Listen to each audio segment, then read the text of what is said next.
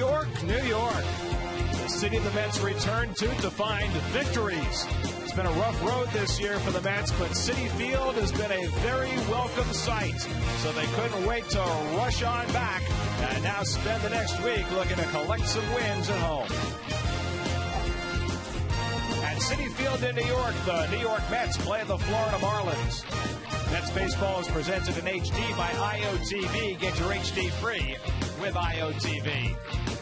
And a pleasant good evening, everybody, and welcome to Citi Field. Gary Cohen, Ron Darling, Keith Hernandez with you tonight as the Mets open a 6-game homestand with the first of 3 against the Florida Marlins. The Mets just finished a 2-4 road trip. They're 500 for the season, but 19-9 here at Citi Field. Now, it's a little different team that the Mets start this homestand with. They made some player moves today. Luis Castillo has taken his sore feet to the disabled list, and the Mets have called up Ruben Tejada to take his place. The Mets have also called up a third catcher, Omir Santos, because Henry Blanco's a little beat up right now, and the Mets have designated for assignment outfielder Gary Matthews Jr. The move that has the most immediate impact is bringing up Tejada, and the 20-year-old will be playing just about every day for the next couple of weeks at second base. Well, Jerry Manuel in his press conference today said that Tejada is going to get the bulk of the playing time. What to expect from Tejada? He had terrific spring training. 20-year-old wasn't supposed to make the ball club, came with a reputation with a great glove, is really a shortstop. He had a terrific offensive spring with Buffalo and AAA. He was hitting .294 with 170 at-bats.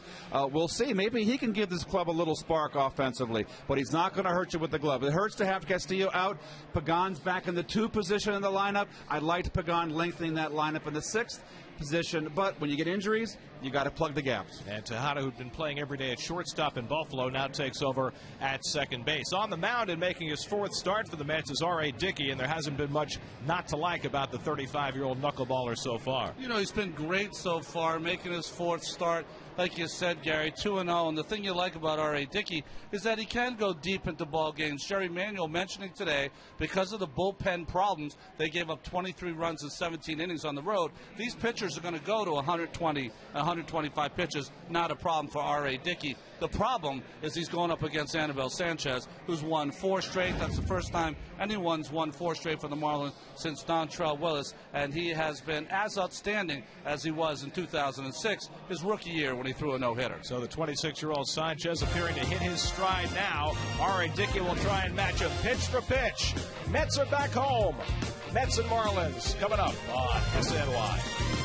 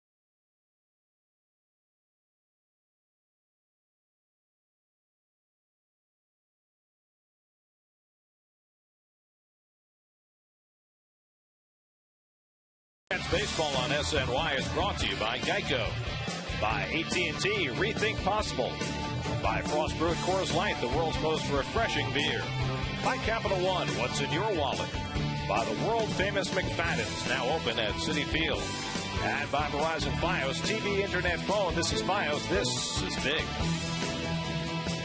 Join the Mets with an amazing getaway to San Francisco, July 15th through the 19th. Meet players, get game tickets, hotel accommodations, and much more. Call 888-419-5556 or visit Mets.com/amazing-getaways to book your trip now. Here's your Chevy around the majors for tonight. Troy Gloss has been red hot. 4 homers in his last 5 games. Hit one yesterday, and the Braves' 9th straight win, 4-3 over the Dodgers. The Braves are now 3 games up on the Phillies in the NL East. Kurt Suzuki, 2 of the 4 Oakland home runs as the A's beat the Red Sox at Fenway 9-8.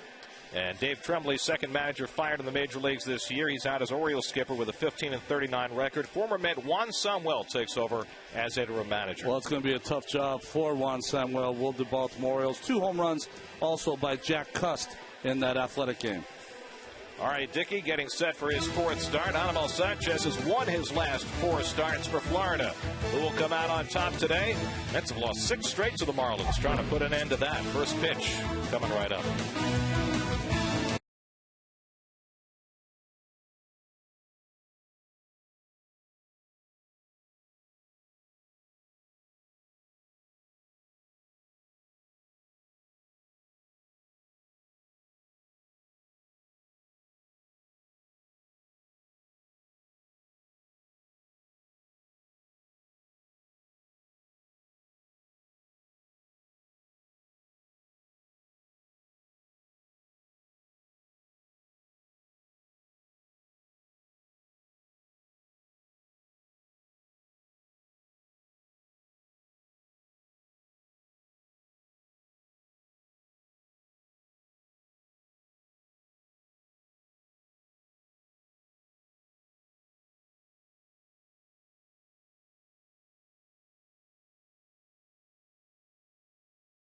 As to not put it on it. If I put it on it, it makes me want to spin it. And to throw a knuckleball well, you don't want it to spin much. And then my pinky is off, and my ring finger is just on the side.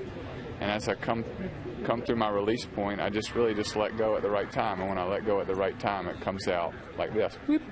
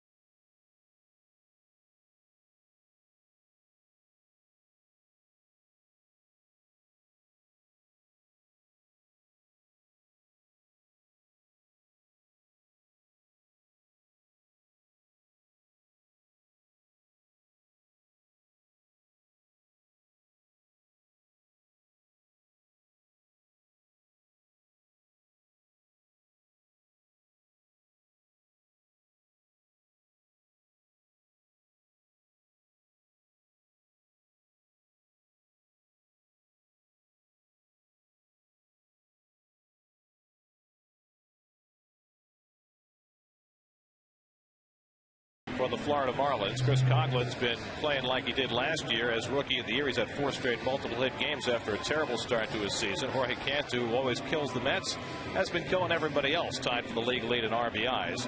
Marlins just finished a 5-5 homestand by taking 2 of 3 from Milwaukee over the weekend. They're a half game in front of the Mets in the standings. Well, these are the Verizon numbers for R.A. Dickey. Those 2 home runs were given up in his last start to the leadoff hitter, Ricky Weeks. He threw a lot more fastballs in his last start against Milwaukee, but for Dickey, it comes down to his knuckleball. And let's take a look at R.A. and his signature pitch.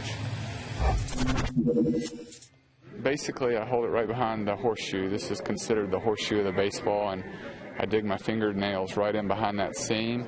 I take my thumb and put it on the top of this seam, as to not put it on it. If I put it on it, it makes me want to spin it. And to throw a knuckleball well, you don't want it to spin much. And then my pinky is off, and my ring finger is just on the side.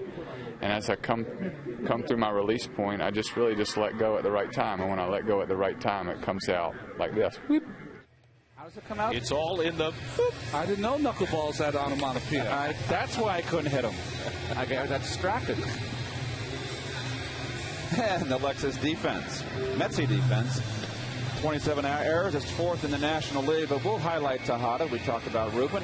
Fourth, he has 4 starts at second base. He had 4 starts in Buffalo at second base. He's really a shortstop. I'm very curious to see how he turns the double play. It's a whole different ball game over there on that right side of the infield. By the way, while we're talking about turning double plays, it feels just horrible for Daniel Murphy, whose season has ended after getting wiped out on what was absolutely a dirty slide in a AAA game, just his second game playing second base. Well, he was protected by the bag, behind the bag, going to make the throw, and the runner not only slid and then started to roll and rolled right into the knee that wasn't bent of Murphy, and he's out 6 months.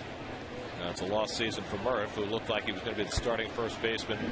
Got hurt right before the end of spring, and now his season is gone. First pitch by Dickey to Chris Coughlin, and the knuckleball in for a strike, and we're underway. Coughlin was hitting about 210 2 weeks ago, but during a 10-game homestand, he hit 400, and he's had multiple hits in his last 4 games, and up to 249 for the year. Not much shy of where he was last year at this time. Had a 16 for 40 homestand, raised that average almost to 250. Changes are coming in the Florida outfield, and it's going to be fascinating to see what happens, because next week Mike Stanton, their #1 prospect, is going to be called up, and somebody's going to lose playing time. It's looking less likely now that it's going to be Coughlin. You see his numbers in AA in Jacksonville? It's just off the charts. 300, 20 home runs, 50 RBI, and 180 at bats. So like Strasburg for Washington, he's so good that you don't want to bring him up and lose that arbitration time. So he'll be in the big leagues right about the same time as Strasburg. Swing and a miss, and Dickey strikes out Coughlin to start the night. So Dickey, who's been just 3 and 7 innings against Milwaukee, gets the first man to face him. Well, usually in my scorecard, I'll put the pitch that strikes out a batter and what he throws, but with R.A. Dickey, you really don't have to. It's the strikeout is going to be on that good knuckleball. Well, he didn't have the good knuckleball early against Milwaukee on Sunday, so he kind of improvised for the first few innings until it came back to him. Gabby Sanchez hitting second, takes ball 1. Well, this young man, Keith, was very impressive here in the first series with his bat, struggled a little bit with his glove, and has moved up in that second slot. He's killed the Mets over this offensively. He had 2 good games against Santana, and both Santana starts against the Mets here, home the opening series, and down when they got swept in Florida. And anybody that hits Santana, that impresses me. Sanchez pulls one foul. Well, he's hitting .464 against Met pitching this year. Got enough guys that hurt the Mets in the National League East. You don't need another one. Well, the Marlins last weekend were no hit in Roy Halladay's perfect game. Toward the middle of the diamond, Reyes with time to get over there, and he throws out Sanchez for the second out. Well, since the perfect game by Halladay, the Marlins have won 4 of 5, and they scored 27 runs in their next 5 games. So they didn't have much of a hangover after that. Well, they got it out of their system, I guess, huh? But they're still selling tickets. At last check, they had already sold 6,000 tickets since the perfect game at full price to people who, for some reason, who weren't there, who want to say they were. I honestly can understand if it was like a $5 ticket just as a memento. Right. But what kind of story are you going to have for people? Yeah, this is the ticket to the Halladay perfect game. Well, no, I didn't go, but I bought it. Very, very strange. Hanley Ramirez, hitting just .294, last year's National League batting champion, has not had an offensive year up to his capabilities. Grounded down to third, and David Wright nicely to his left.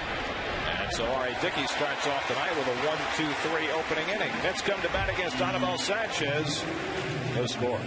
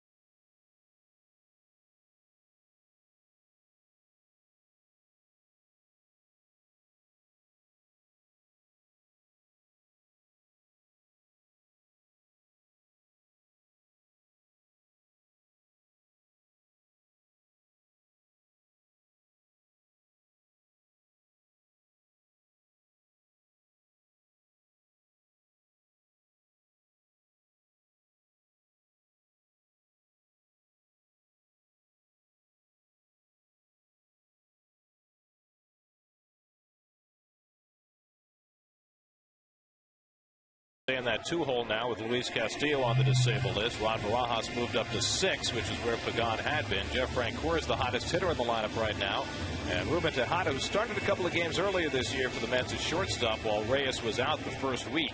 Back in the big leagues and playing second base. Well, here's Anibal Sanchez's Toyota numbers, 5-2, but really more importantly, really has got it going in May. He had it going 4-0, 3-3 lifetime against the Mets. Has won his last 4 starts. And over those 4 starts is a 1.33 earned run average. Well, they say he's throwing his fastball more, and really the catcher is setting up down the middle. He has such movement on his fastball. You can see right there that good run and sink.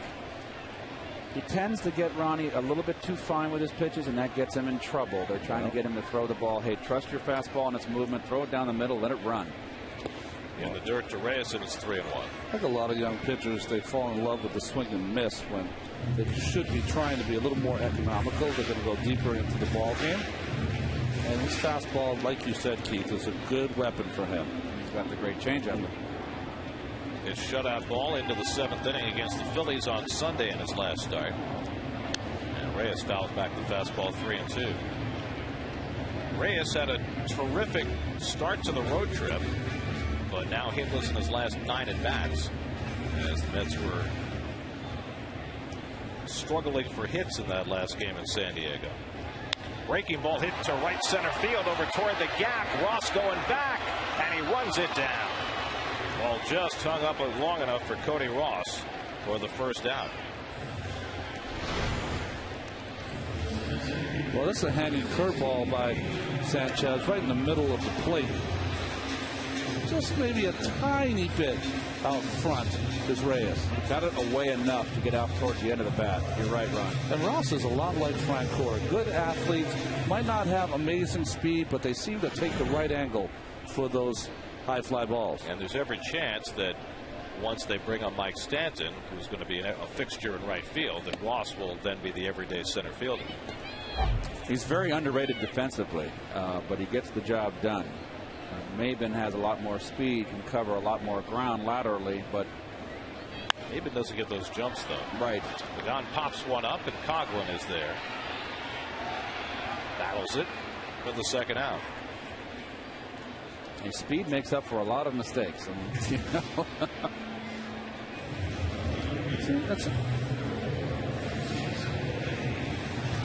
Of course, like defense for the Florida Marlins. And the defense, they say that the 43 errors is a little bit misleading. As the season has progressed, they have been playing better defense, particularly Ucla and Ramirez up the middle.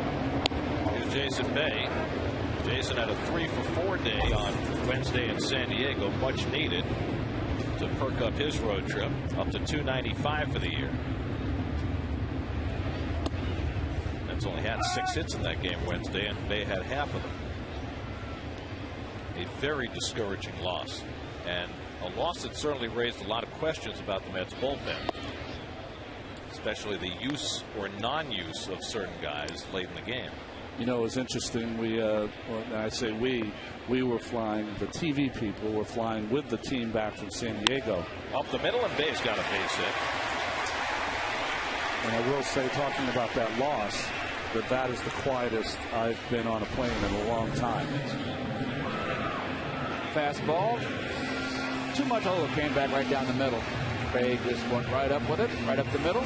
He's been swinging a hot bat. I think the most important thing, though, Ron, getting back to that loss, it was so critical, that win, because the club comes home with winning a series on the road finally, and comes home 500. 500 road record. And it just from a 3-3, 500, feeling good, coming home with a W, 2-4, and gosh, another losing road trip.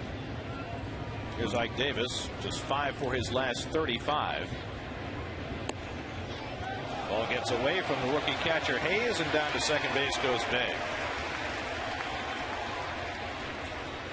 So Hayes making just his 6th start for the Marlins, unable to corral that. It's in charge of his pass ball. You see, he took his eye off it. Yes, he did. It's almost like he's looking the runner at first base. Look at his eyes. You're right, Ron. Good call. You got to stay with that baseball. That ball ran So a runner in scoring position for Davis. Despite the lack of hits lately for Ike, he had a 3-run homer in Milwaukee, and he had a bomb over the center field fence in San Diego. He's been striking out at an alarming rate, though. He's kind of slowed down a little bit. He's been steady. I guess you could say, honestly, that he's been steady. He hasn't really caught fire yet. I'm kind of waiting for him to get into a hot streak here. I know he's feeling his way through the league, and everybody he's facing is new. But the 32 strikeouts in the last 31 games is a bit alarming. Interesting point, because this is one of the few pitchers he's now seeing second time around. He faced Sanchez down in Florida, and curveball in for a strike. I think by watching on this last road trip, Cube, he's swinging a lot of pitches out of the strike zone. So having trouble right now trying to get his zone and only swing at that pitch, at least early in the count. 2 strikes, you have to go into emergency stance. But before that, it should be the hitter's advantage. And he struck out on the breaking ball, so Sanchez has his first strikeout to put the Mets to bed in the bottom of the first. On to the second we go with those scores.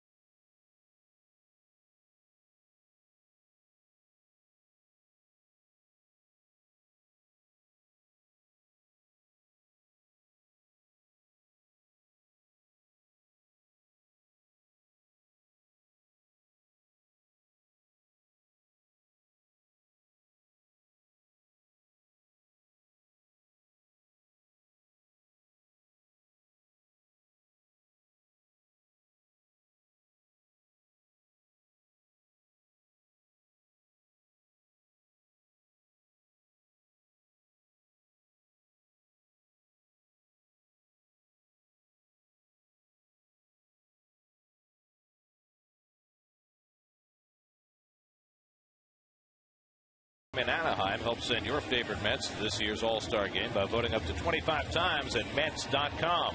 Vote early, vote often, and vote Mets. Vote today at Mets.com. Jorge Cantu having himself a terrific season, tied for the National League lead in RBIs with 42. Hitting .285 for the year. .393 in RBI situations. And that's with 61 ABs, so he's been Mr. Steady for this ball club, and he's won me over. A lot of guys get the job done. It doesn't look pretty. He gets it done ugly, but he gets it done. And to remake his career in Florida after Tampa Bay gave up on him. Well, he had that huge early start to his career, and then just disappeared off the planet. Had to kind of redefine himself. Dickey's knuckleball really working early in this game. Down to Ike Davis, and he can take it himself. 4 up and 4 down for Dickey. I always like the first baseman to take that hole away from right-hand hitters. We showed us the grip before, but the key is lack of rotation gives the ball movement. About a quarter of a turn on that ball, which is exactly what he's getting right now. Say it moves a little, for some reason, moves a little better. Turns about a quarter of a rotation as opposed to not turning at all. Yeah, well, if it doesn't turn at all, it'll stay true, and let's rub up a new one. Here's Dan Uggla, and he jerks his head out of the way and takes ball 1. Uggla with 12 home runs, tied for 3rd in the National League, and he's hit 4 of those 12 against the Mets. Pulls one down to David Wright. That's 4 straight ground balls generated by Dickey. 5 up and 5 down. Well, he's got the fly ball knuckler and the ground ball knuckler, Gary, so he's using that second one today. Now, he didn't show us that. So 2 out and nobody on. Here's Cody Ross. Cody hitting a .299. That's high for him, but only 5 home runs. He's more of a home run hitter than that. 30 runs batted in. It's one of those streaky home run hitters, isn't he? Guy will go in a couple of weeks, he'll hit 4 or 5. So I'm in 3 in a game against the Mets. He's hitting .407 against Met pitching this year. The Mets beat the Marlins here on opening day, but the Marlins have beaten the Mets 6 straight times since. They took the second and third game of the year and then swept a 4-game series with the Mets in Miami. And that final game in that 4-game series was a day game, Ronnie. And that was probably the worst game the Mets played all season. And David Wright, the great career that he's had, that was probably the worst defensive game David Wright ever played. It was just one of those days where the guys just didn't wake up on the right side of the bed. 1-2 to Ross.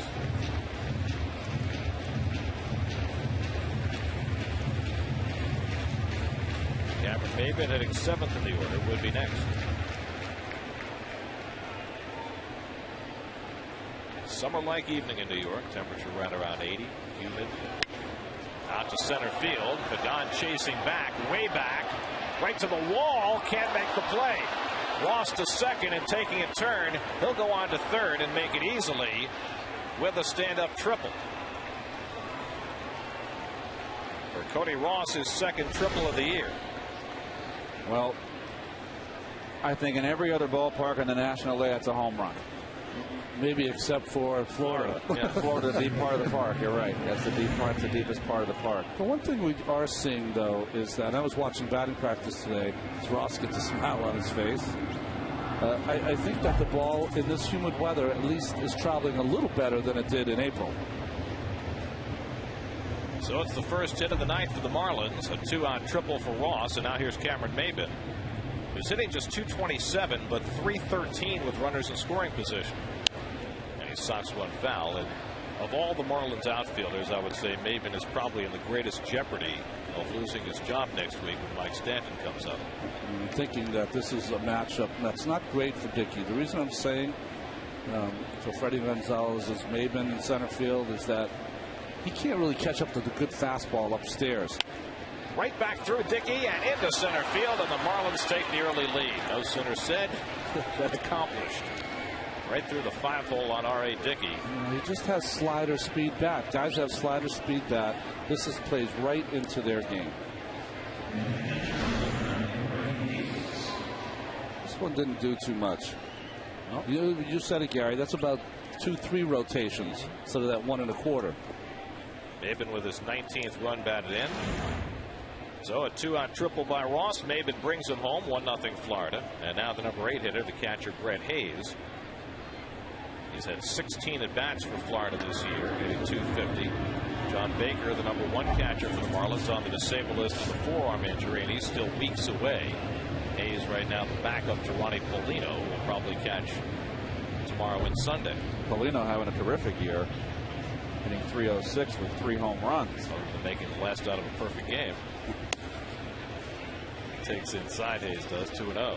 He had a good bid, though. I mean, he hit the ball pretty hard between third and short. And then the next day, behind Sanchez, the Marlins won 1-0, and Polino drove in the only run. There we go. There's Anibal Sanchez, one of 3 Sanchez's on the Marlins club. Gabby Sanchez, the first baseman, and Brian Sanchez with an S. Portuguese. In the bullpen. Obrigado. One of these days, you're going to be able to describe for us the ethnicity of every major league ball player. Go down the list, all 700. Favorably.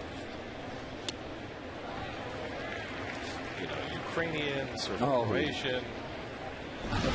This was from Ecuador. There you go, Gary. That move. Wow. Oh, that's a little murder right there. That's tough.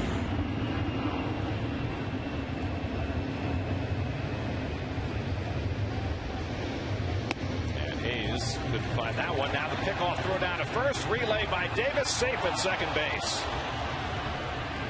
Well, Barajas threw behind him, but Maybin was on his way.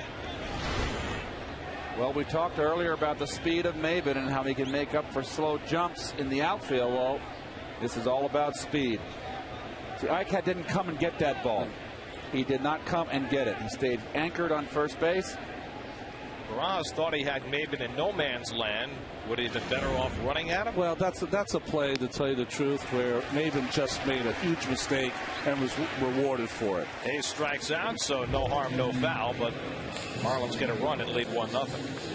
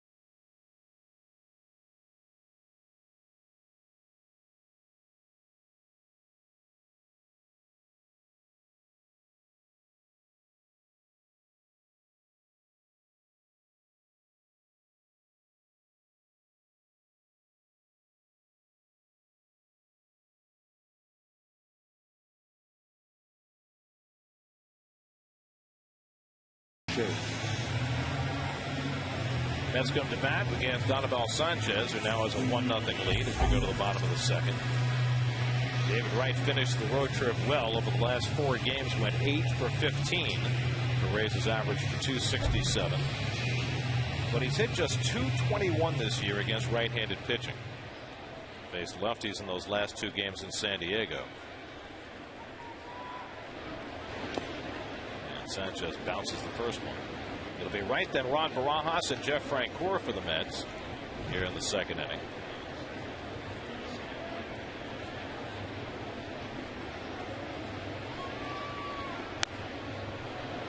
One to David. Well, the Mets lost one of their starting everyday players with Luis Castillo, one on the disabled list. The first rumblings that they may get a long lost player back began today down in Florida when Carlos Beltran participated in an extended spring training game. Didn't really run, but took 6 at bats and got a couple of hits. It kind of starts the clock now on Carlos. Lifted down the right field side, and Sanchez over for a look. Reaches, can't get to it. Knight's got to teach him that flip move.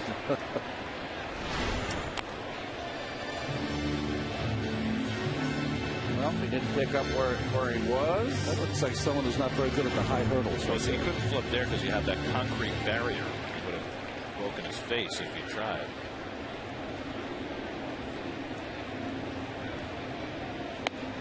Inside ball 4, and David's on with the leadoff walk. New York Mets baseball on SNY is brought to you by Chevy. Find your nearest dealer on ChevyOffers.com or call 877-64-CHEVY.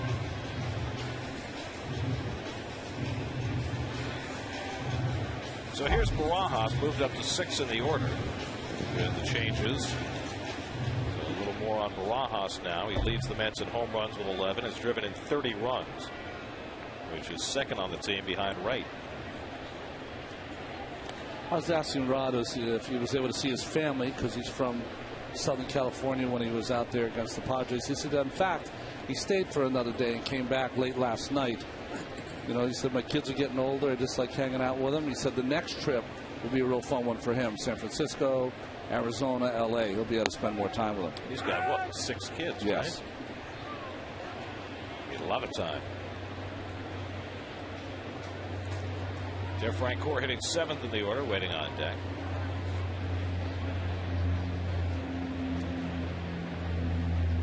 Just getting back to Beltran for a moment. I think that as this one's grounded down to third, Cantu has to back off and throws high, and Uggla got down on the bag in time.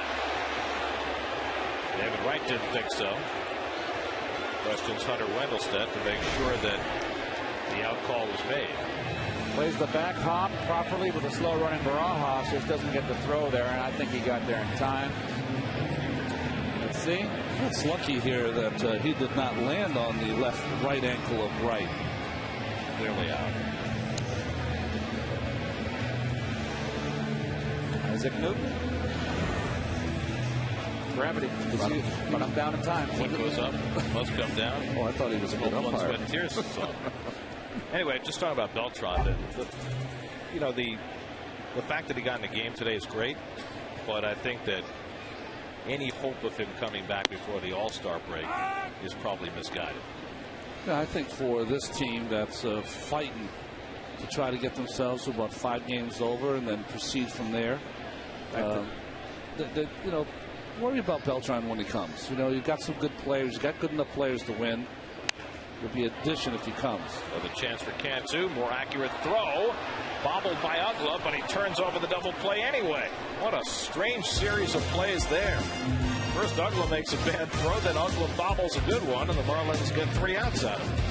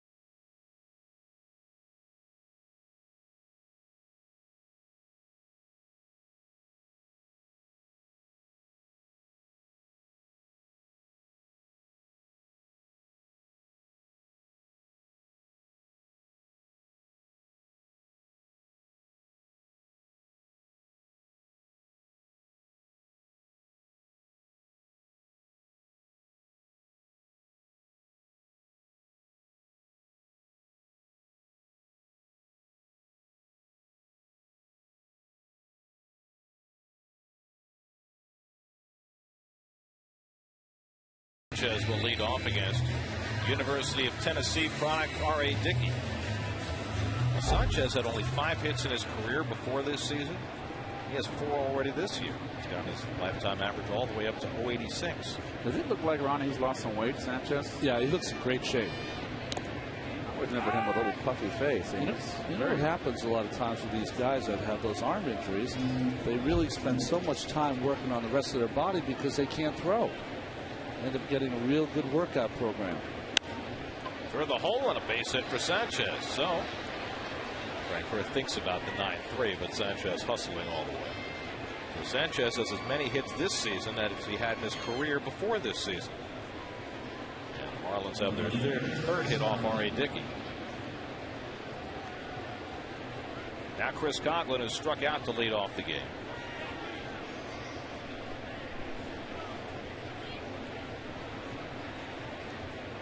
most competitive years ever for rookies in the National League. Chris Coghlan won the National League Rookie of the Year honor last year.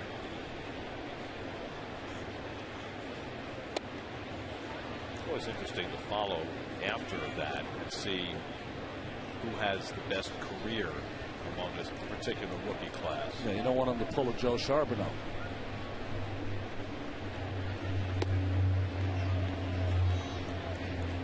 I mean, for my money, among last year's rookie class, the best player is Andrew McCutchen.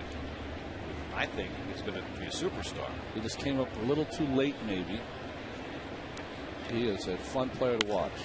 Toward the hole, and a base hit for Coghlan. So with Reyes shading towards second base, Coghlan hit it back to Jose's right. And the Marlins have back-to-back hits to start the third. Both hits to the opposite field. Reyes playing up the middle. And that's what you have to do with a knuckleballer. Wait till the last minute. You just cannot try to hit long ball with that dancing baseball. You've got to just peck away. And we'll see how Freddie Gonzalez wants to play this here. Does he want to put the bunt on? David Wright thinks there might be a bunt on. He's in tight. Ike Davis is playing back at first.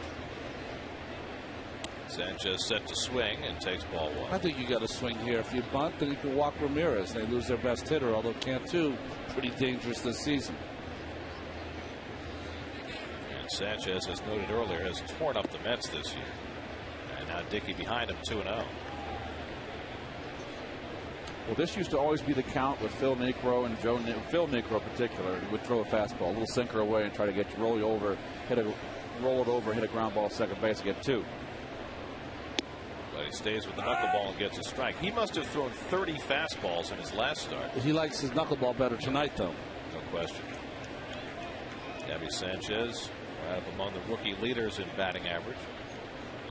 Lays down a bunt and a beauty. And David Wright double clutches and has no play.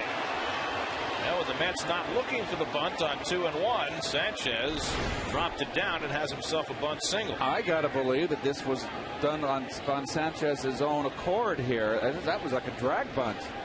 And very rarely on that ground ball play. Nice job. Doesn't move too much up on the strike zone.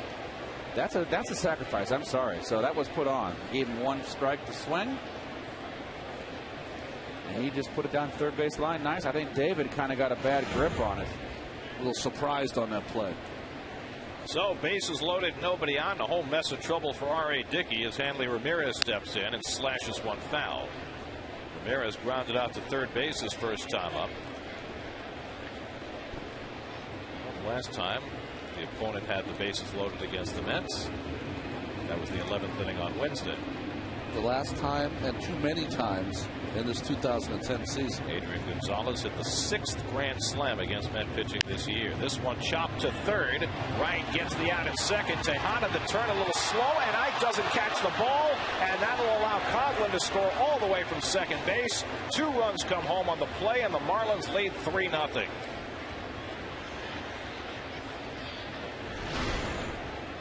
Well, this is tough to get to. There's Tejada, just didn't have a good feel, good throw, and it just looked like, that's happened to me once in the minor leagues where I missed a ball like that, and it's very embarrassing.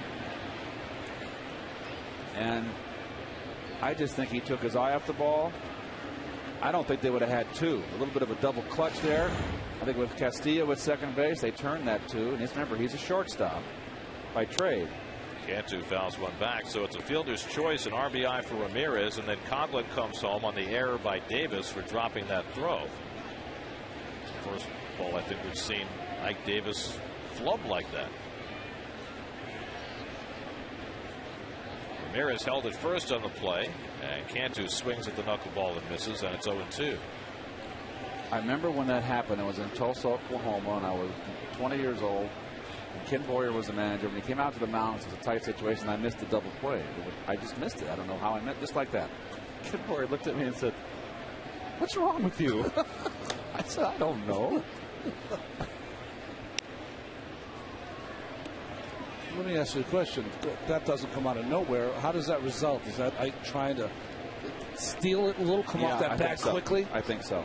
A little bit of a cheat there, and he got a little loose with his glove. Well, is there any part of that's about the fact that Mike hasn't handled many throws from Tejada. I mean, can that have any impact at all? I don't think so. I don't think it's that.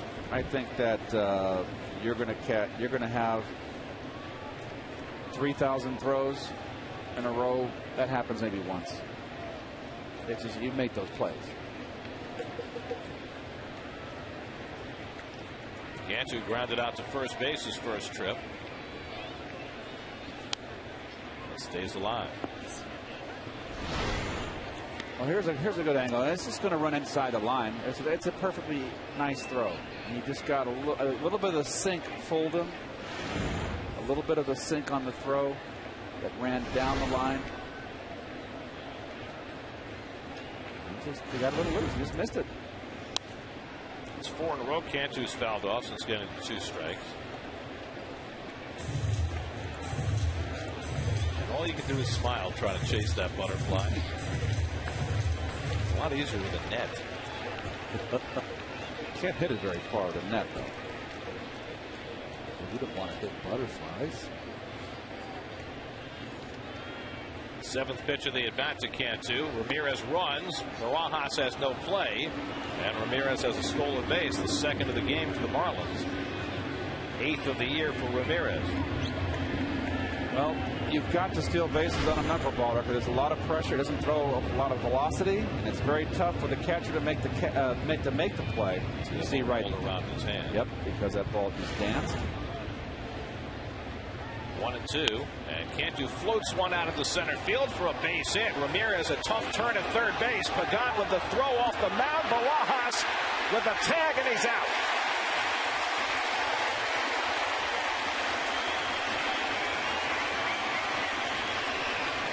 Well, Hanley Ramirez came around third base very awkwardly, and Angel Pagan with his 6th outfield assist of the year. Well, Angel can pick it out there, and he got a strong arm here. Perfect one hopper.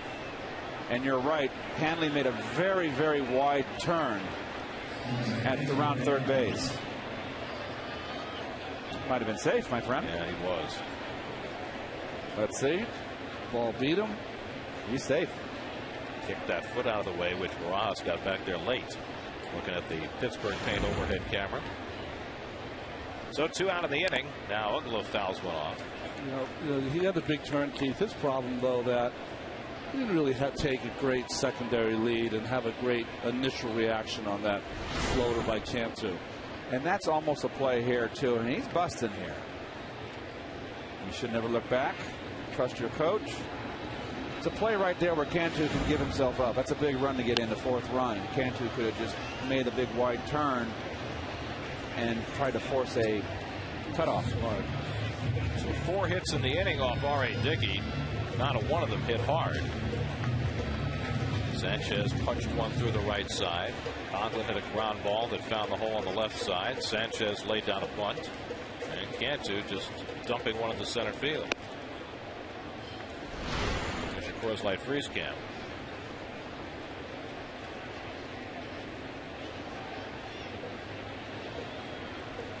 He's safe. Close. Well, I think, you know, it's the 3rd or 4th time we've seen that, and obviously it looks like his toe might have got in. But I think the ability of Barajas to stick his leg out there, for an umpire, he's seeing the plate blocked. Even though he kicked his foot out of the way. That's all he's seeing. That plate was blocked properly by Barajas, so that's why he made the call. Ooh, good cut. The Marlins have had some pretty good cuts on the knuckleball this inning. Vicious cuts.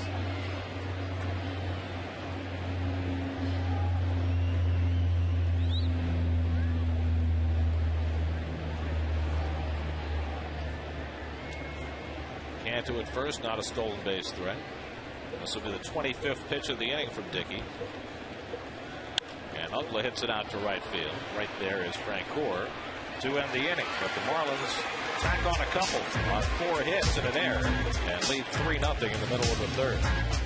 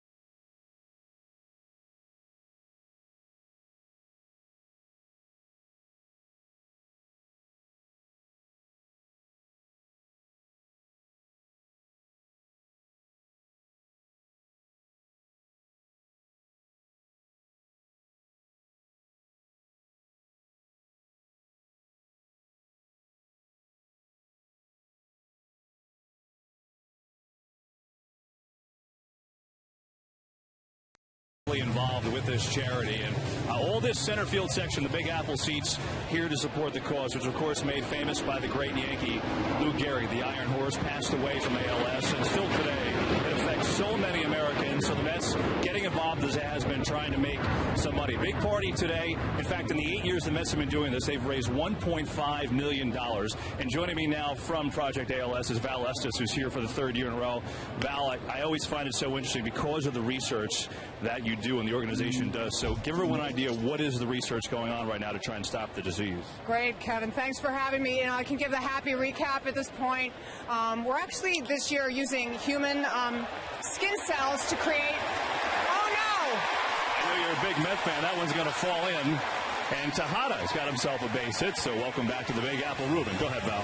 No, everybody's making progress, including the Mets. So we're using human skin cells now to make stem cells, and from those we're starting to screen drugs that will slow or stop ALS. So it's been a year of breakthroughs and just great progress, and much thanks to you guys, the New York Mets and the Bullpen family. So you're kind of using little petri dishes almost as tests for drugs, is that accurate? That's right. You have to come up and visit the lab. The offer is extended to all viewers. You have to call first, of course. But yeah, we take these tiny plates with tiny wells and we put stem cells in these wells, and then we start with robots screening just thousands and thousands of drugs against them to see which may protect the brain. Wow, that's pretty fascinating. Dickey at the plate now as Tejada off the second. How do you find researchers? I mean, you're running this charity. How do you go about and find researchers to do that work? Well, that's a really good question. We have a great research advisory board that kind of points us in the right direction, but at Project ALS, our job is very much like, say, a GM's in baseball. We're always out scouting for talent. Like that. And that would have fallen for R.A. Dickey. Tejada's going to round third. He will score. Mets on the board. It's 3-1 Marlins. Val, your good luck, apparently. Kevin, just stick with Project ALS. We're going to get it done, man. Well, I always appreciate the time. Certainly good luck with continued research, okay? Thanks, Kevin. Thanks, Matt. Val Estes, guys, very interesting stuff. And along with that, the Mets have a little rally going. Let's go back to you. All right, thanks very much, Kevin. And we know that he can throw a knuckleball. Now we know he can play pinball as well. R.A. Dickey right off the first base bag. Well, Butcher Boy, Keith. Yep, nice level chop swing there. So after Ruben Tejada picked up his first Major League extra base hit, R.A. Dickey drives him in with his second Major League run batted in. And now Reyes, the tying run at the plate, takes ball one. Oh, to go with Lou Gehrig and that awful disease. 85 years ago this week, Lou Gehrig batted for Pee Wee Waninger, went into first base for Wally Pipp, and 2,130 games later, they're still in the lineup. Unarguably the greatest first baseman of all time.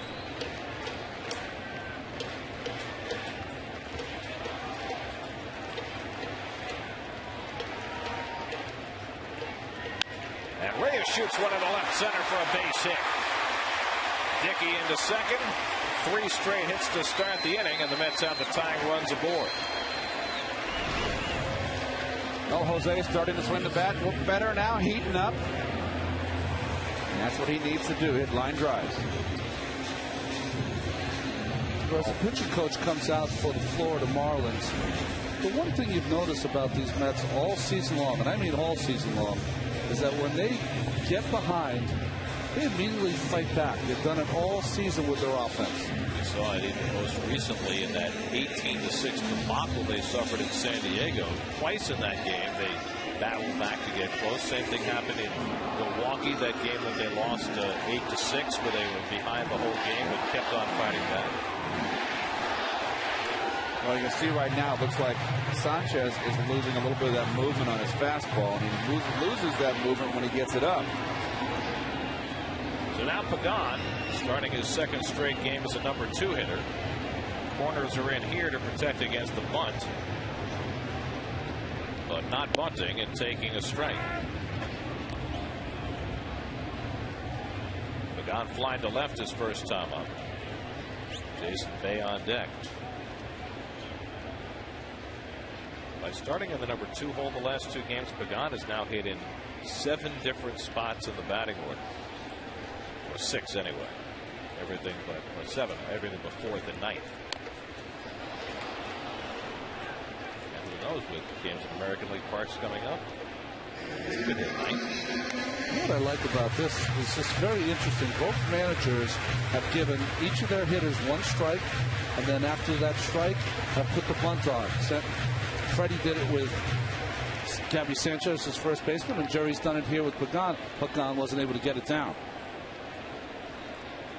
So now Angels in an 0-2 hole.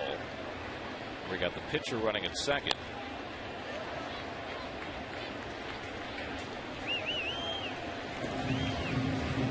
See Pagan's numbers since May 5th. That's a month worth. That's a month worth of work. He has been consistent and equal threat from both sides of the plate. And for the season, he's been the Mets' best hitter with runners in scoring position. 372. Hasn't been too anxious. Hasn't chased a lot of pitches out of the strike zone. And he plays a heck of a center field. And Jerry said something very interesting in his little press conference with all of us today. He said that Angel Pagan has proven that he can be an everyday player. That's quite a statement that you wouldn't have made at this time last year.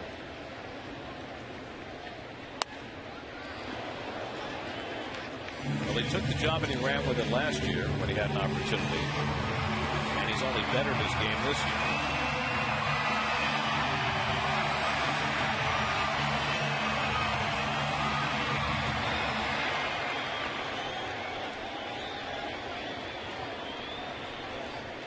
Still nobody out of the inning.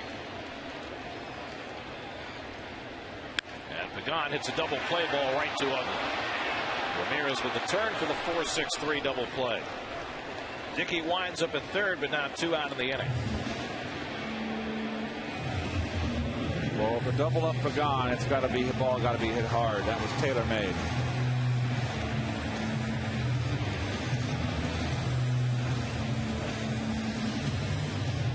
These, though, are the at-bats that kill a pitcher, especially the opposing pitcher, Sanchez. Look like you're almost out of it.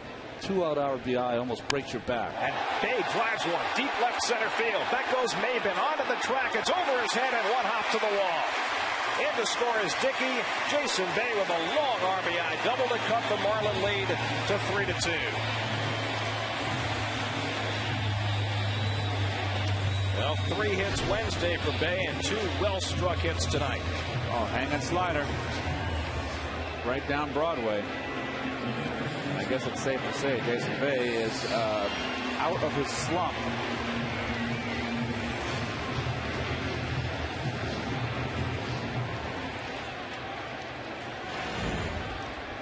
RBI number 24 for Bay, his 14th double. Now the tying run at second. And Ike Davis takes an off-speed pitch for a strike.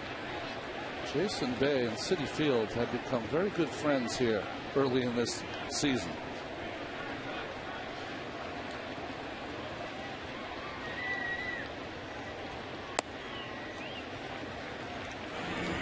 Your IOTV pitch differential, look at right down the pipe, and it's down in the strike zone, but that is too much over the middle of the plate, and that's where pitchers get hurt. I will say, though, as a pitcher, Keith, you have a feeling that you're going to be able to get away with that first pitch curveball, that the hitter's going to take it. But not a veteran hitter like Bay. Almost looked like he was sitting on that. Didn't break too much either. Kind of just a little spinner. It's right there on a tee to hit, and you got a red hot hitter right there. Look at the numbers of Bay, home and away. Yet to hit a home run on the road. My goodness. 1-1 to Davis. And Ike again chasing that changeup. And it's 1-2. Well, he's not going to get the fastballs he wants. And there's that reach again for that outside. That ball's out the strike zone. It's that signature changeup of Sanchez. Oh my God, look at that. I picked up this weighted bat today because I wanted to see how much it weighed. It's about 15 pounds. Too heavy. I never liked grabbing that wrought iron, whatever you want to call it. Looks macho though, doesn't it? It's too heavy. Bunyan-esque. I remember the lumber company, the Pirates, Stargell and Dave Parker swung a sledgehammer. Didn't go near the on-deck circle, guarantee you. Sister Sledge. Sledgehammer. They were family. All they needed was Peter Gabriel. Full foul.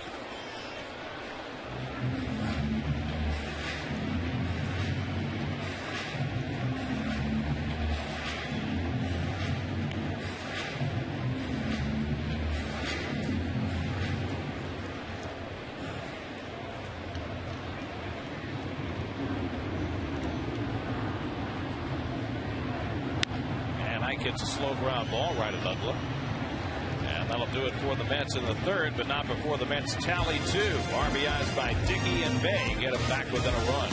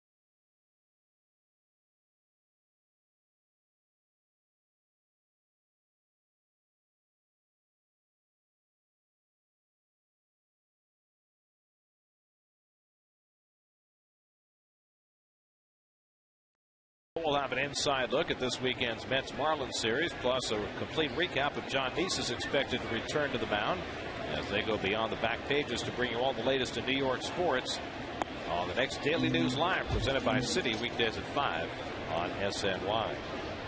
Cody Ross tripled beyond the leap of Angel Pagan off the center field fence and scored a run in the second. 3-2 Florida as we start the fourth.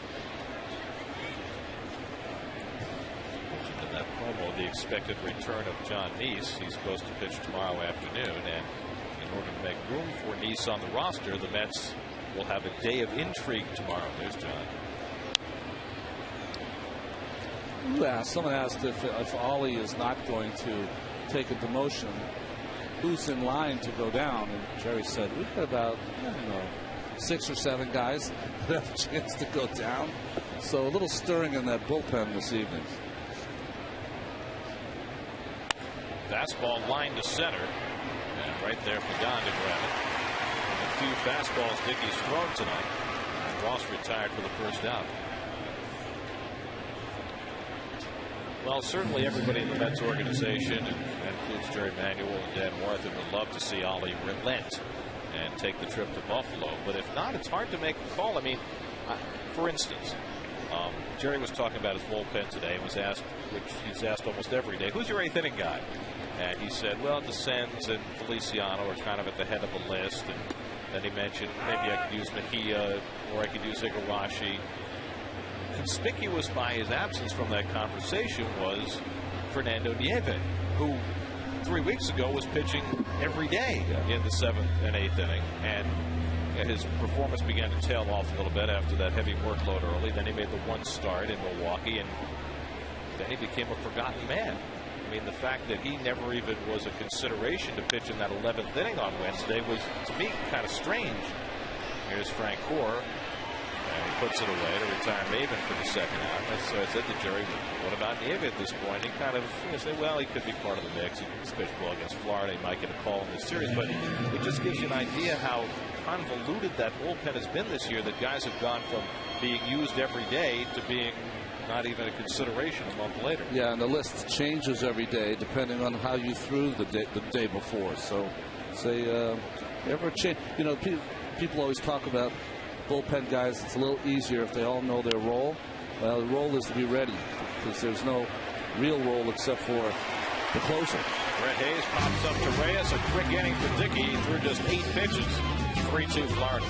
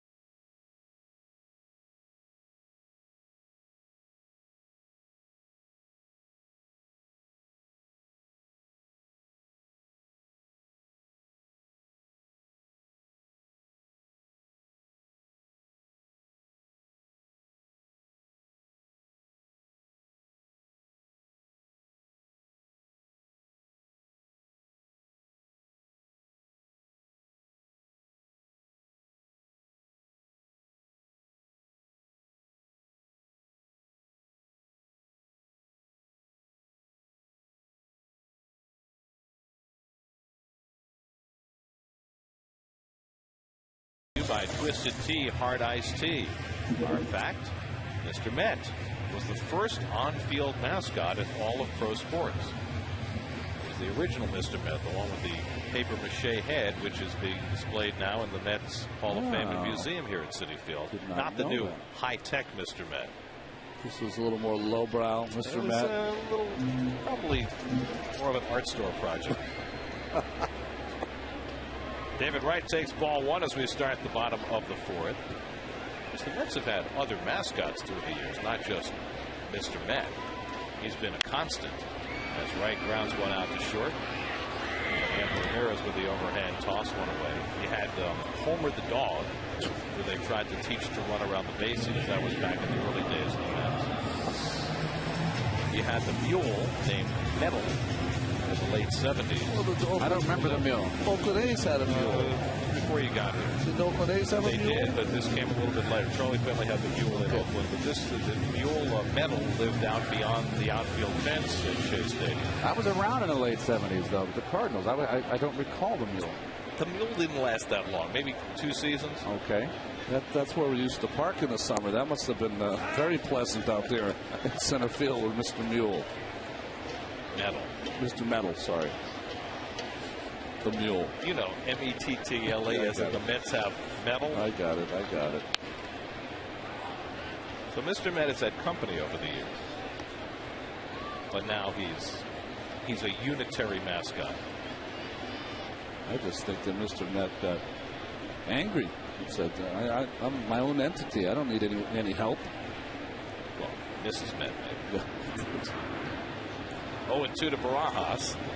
And the breaking ball pulled foul. Rod grounded into a force play his first time up. One thing I'll say about Barajas is that when he first came over, I knew he could hit home runs. But a lot of times those guys that are home run or nothing are guys that strike out a lot. He does not strike out a lot. He puts the ball in play. In fact, he has not struck out in his last 31 plate appearances. Doesn't draw a lot of walks. He has only got 4 walks on the season. He's swinging, and he doesn't get cheated. Anibal Sanchez, who burst on the scene in 2006, throwing a no-hitter in just his 13th Major League start. But arm problems have plagued him in every year since, until this year when he appears to be fully healthy and off to a fantastic start. Strikes out Barajas, so that ends that streak for Rod. Second strikeout of the night for Anibal Sanchez. A little cutter away. Except for the strange happenings for Armando Galarraga.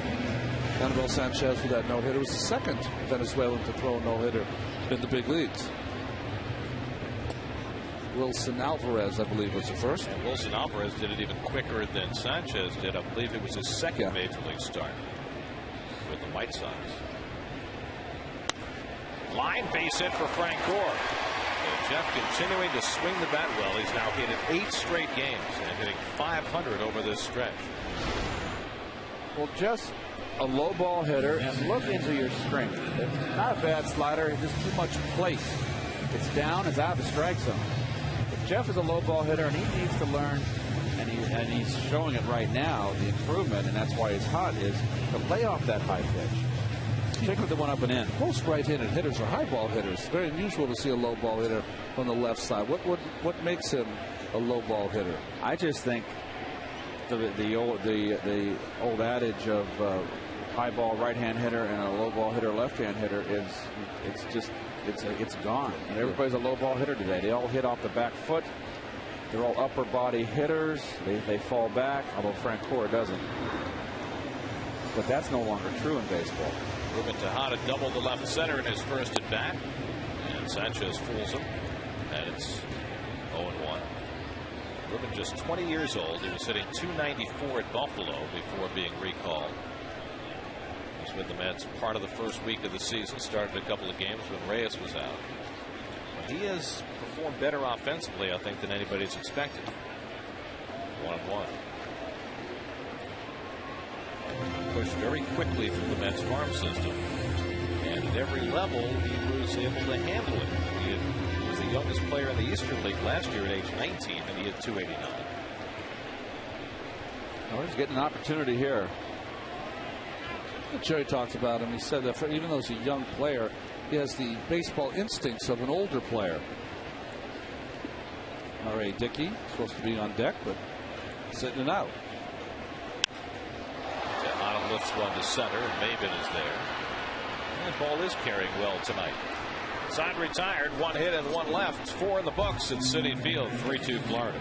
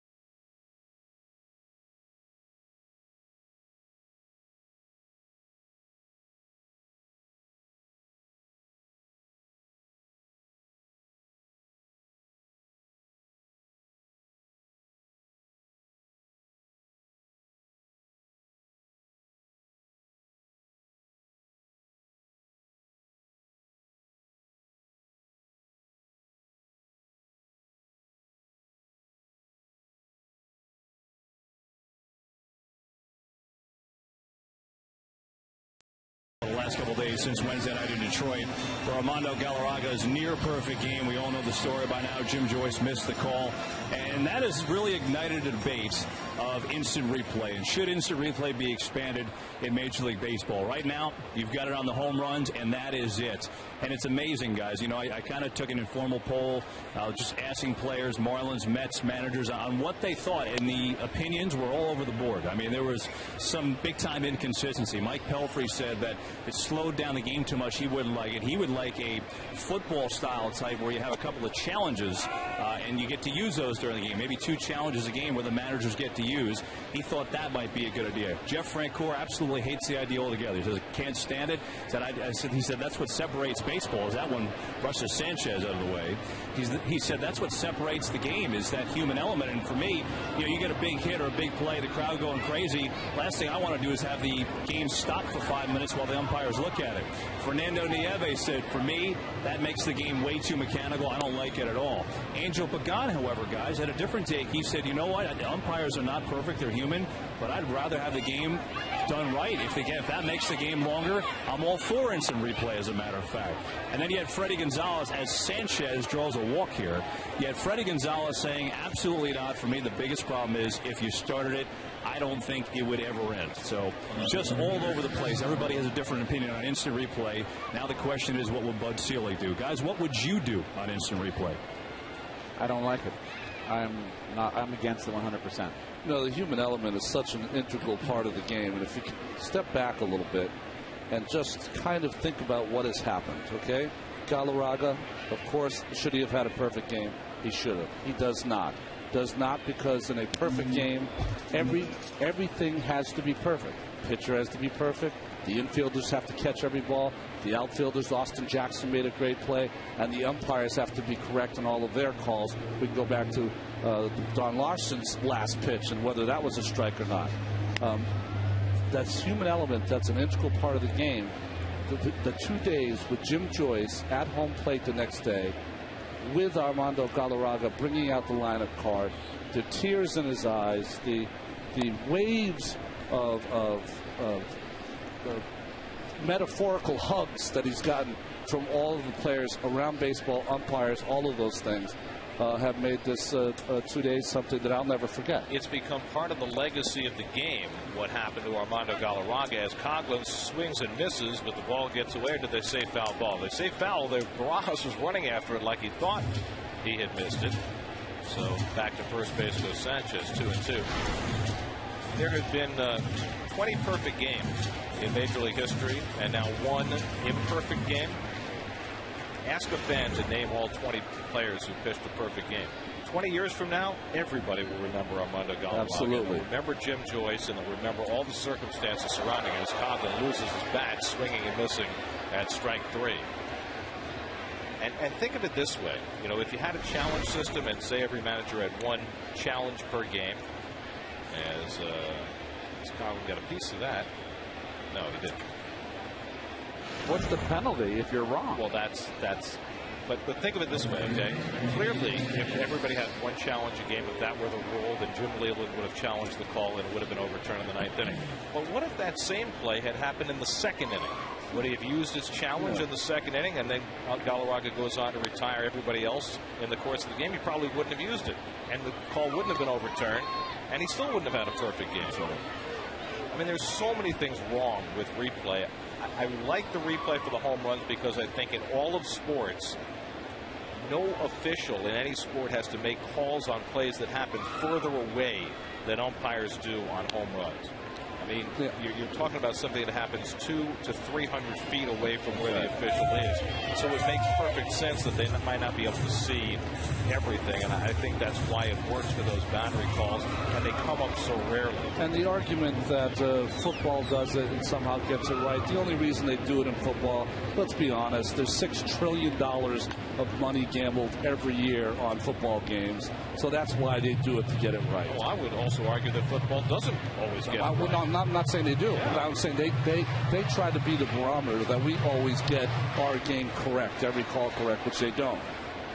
Baseball's made a lot of changes. That's one change. I agree with Keith and you, Gary. No need for that kind of replay. Here's what I'd rather see. Hit sharply to second. Tejada with a nice spinning throw. Reyes with the bobble, and it costs him the play at first. Reyes had trouble pulling it out of his glove cleanly, and Sanchez able to beat it to first. Well, what is it about second base tonight? A lot of double clutches from the middle infielders. Jose just couldn't quite get the exchange. Boy, Anibal Sanchez did not slide. Almost got his coconut ripped off. Look at this. You better get down. What you have to do as a pitcher when you're running there, if you don't have the speed to get into the play, you peel off towards the outfield and get out of the way. Or just slide. Go when slide and get down. Get the heck out of the way. So here's Ramirez with 2 out. What I was going to say is the one thing I'd like to see baseball do is train their umpires better. Umpires are shamefully underpaid in the minor leagues. It makes it a very unattractive profession for competent people to go into. And that's not to knock the umpires that we have in the game. There are some really good ones, but the level could be better. And if baseball would put a little money into their umpire training program and pay the minor league umpires better, attract better people into the profession, I think it would raise the entire level of umpiring, and we might not be having this conversation quite as readily. That having been said, Jim Joyce is one of the best umpires in the game. If there's an all-star roster of umpires, Jim Joyce is on it. The umpiring has never recovered from the mass resignations and then ultimately resulted in the firings of a series of very good umpires, and Richie Phillips, the head of the umpires union. Ever since then, it just hasn't recovered. I tell you what, Ronnie, going back to the 70s, 80s, the National League umpires were outstanding. Unbelievable. There was I'd say 85% of the umpires were quality umpires. There were 2 or 3 guys that weren't good umpires, and you knew them, and that was it. No wonder Ramirez. Gary, you brought up the point too about if that play was in the 2nd inning or the 6th inning. A couple players told me that they were happy that there was some outcry, I guess, for baseball to award a perfect game, and they said no way, because that again opens a Pandora's box. Well, what else do you award going forward? Well, you'd have to replay the 1985 World Series. You'd have to replay the series between the Yankees and the Twins last year. I mean, there are bad calls made on the bases or on the foul lines every day. But you can't overturn every call. It's ridiculous. Wasn't it in the playoffs, the Yankees too, when they were playing Baltimore, the home run that was the fan interfered? It was clearly not a home run. Flared out into right field and slicing, fair ball. And that ball bounces out of play, which will hold Gabby Sanchez at third base. So it's a ground rule double for Hanley Ramirez. Well, fortunate for the Mets here, this might have been another run for the Marlins. Just kind of fists it down the right field line. That's that low fence area right there. It's amazing, Keith, right? The guys that are perennial 300 hitters like this young man, Hanley Ramirez, when they fight a pitch off, it's either a foul ball of a real tough pitch, or they put it into play and it lands for a hit. So a big moment in this game for R.A. Dickey as he faces Cantu, who's tied for the league lead in RBIs with 2 in scoring position. Cantu singled to center his last time up. Ramirez tried to score from second on the play and was gunned down by Pagan. Now Gabby Sanchez at third and Ramirez at second with 2 out. And Cantu pops one up foul.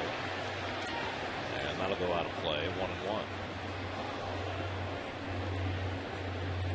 Cantu came into the day hitting .393 with runners in scoring position and bettered that with his third inning single.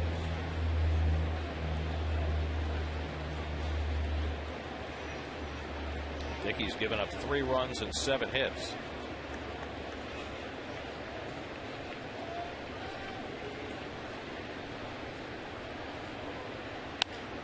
Bouncing ball for Reyes to handle. And so Dickey gets the big out to keep it a 1-run game. Strand's 2 in scoring position halfway through 3-2 Florida.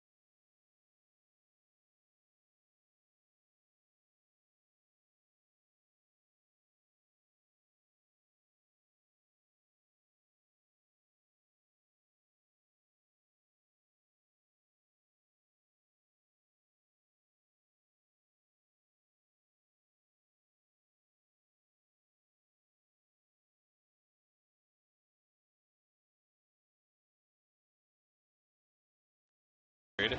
Mets got 2 back in the bottom of the third. R.A. Dickey drove in 1 himself. Jason Bay the other.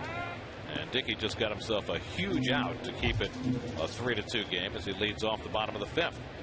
R.A. had a base hit and drove in a run in the third. And he bloops this one in foul ground. Who's going to get there? Hayes the closest, but not close enough. Nice try.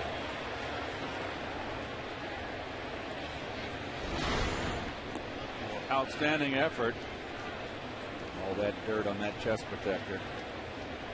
Can you put that thing in the washing machine? Don't know.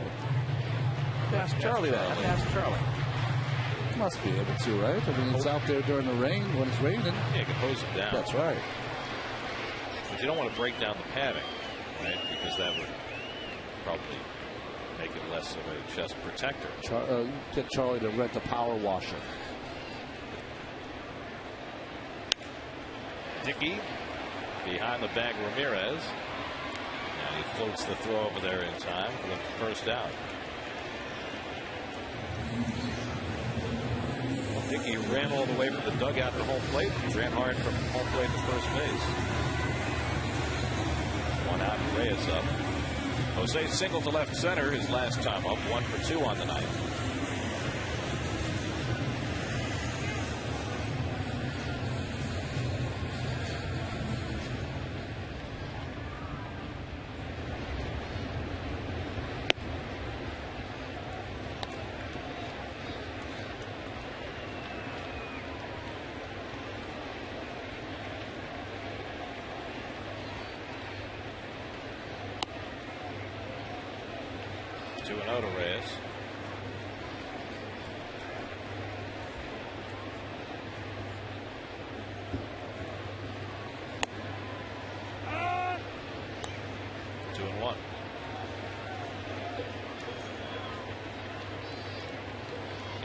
On the 2-hole, waits to hit next.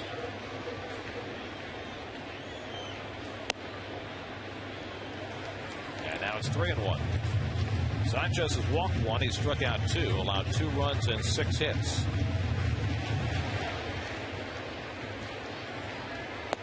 And Reyes takes ball 4. Second walk given up by Sanchez, and now the Mets have Reyes aboard as the tying run.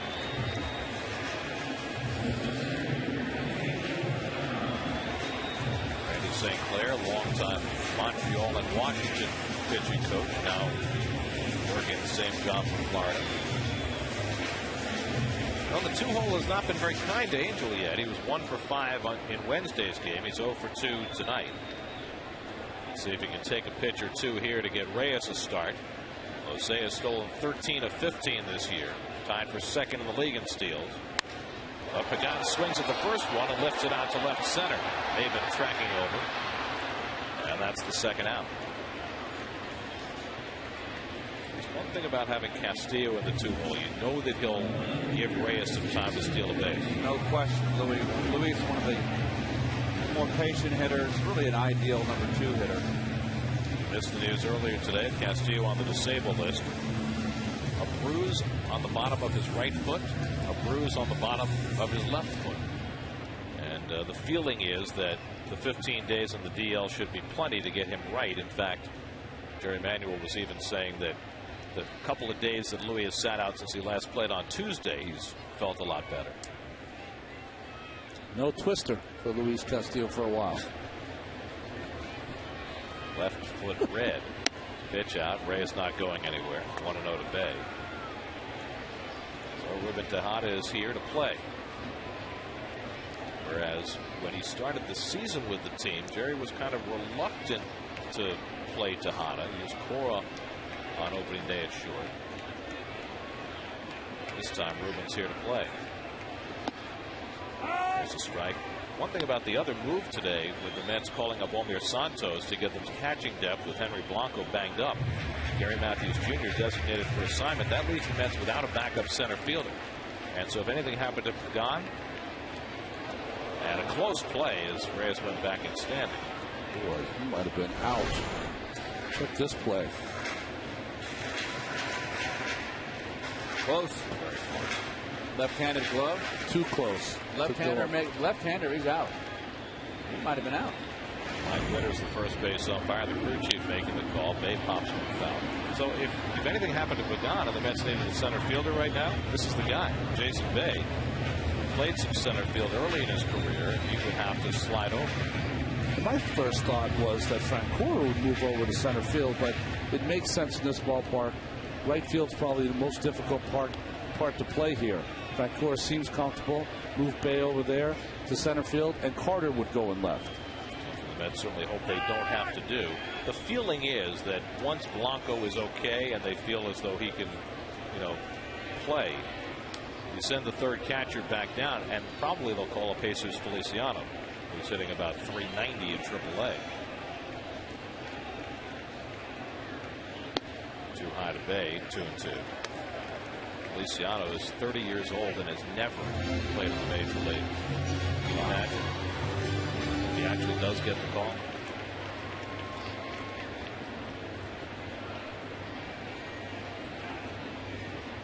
Join Ruben Valdez, right? Older guys. 2-2, runner goes, and Bay fouls it off. Reyes was in motion.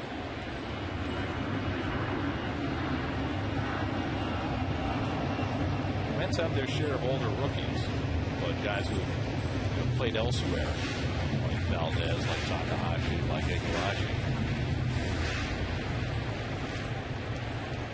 Bay is 2 for 2 tonight. Single to center, double to left center to drive in a run. 5 hits in his last 6 at bats. Reyes runs again, and it's mishandled by Hayes, and Reyes has a stolen base. 14th of the year for Jose, and now the tying run in scoring position. Well, tough chance for Hayes here with the running Reyes. You got to try to backhand that, hopefully pick it cleanly.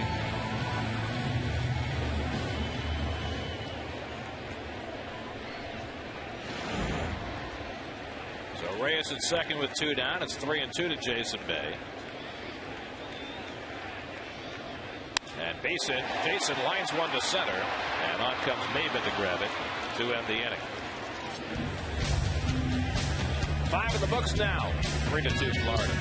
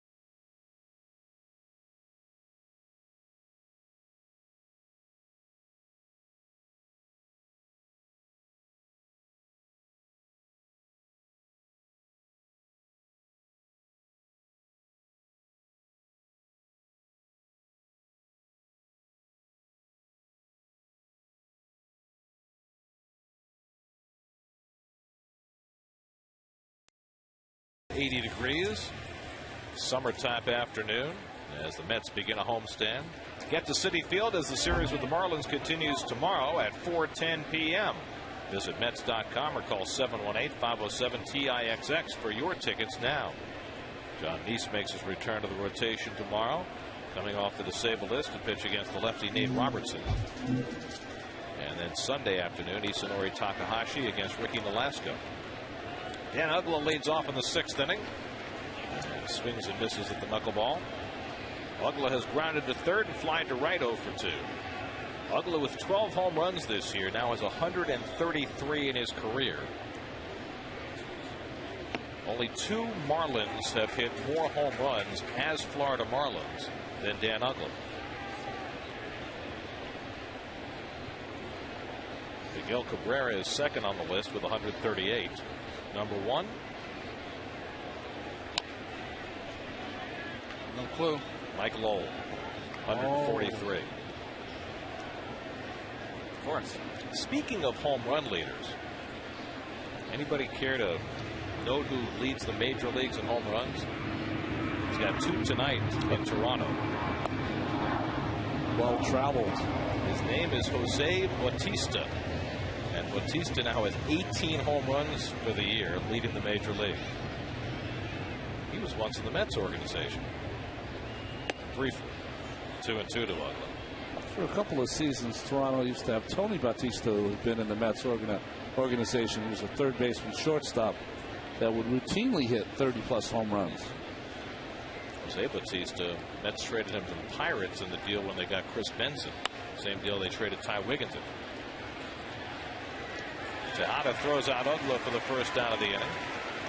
Well, it's time to check in with Chris Carlin. He's standing by for a New York State Smokers Quit Line game break.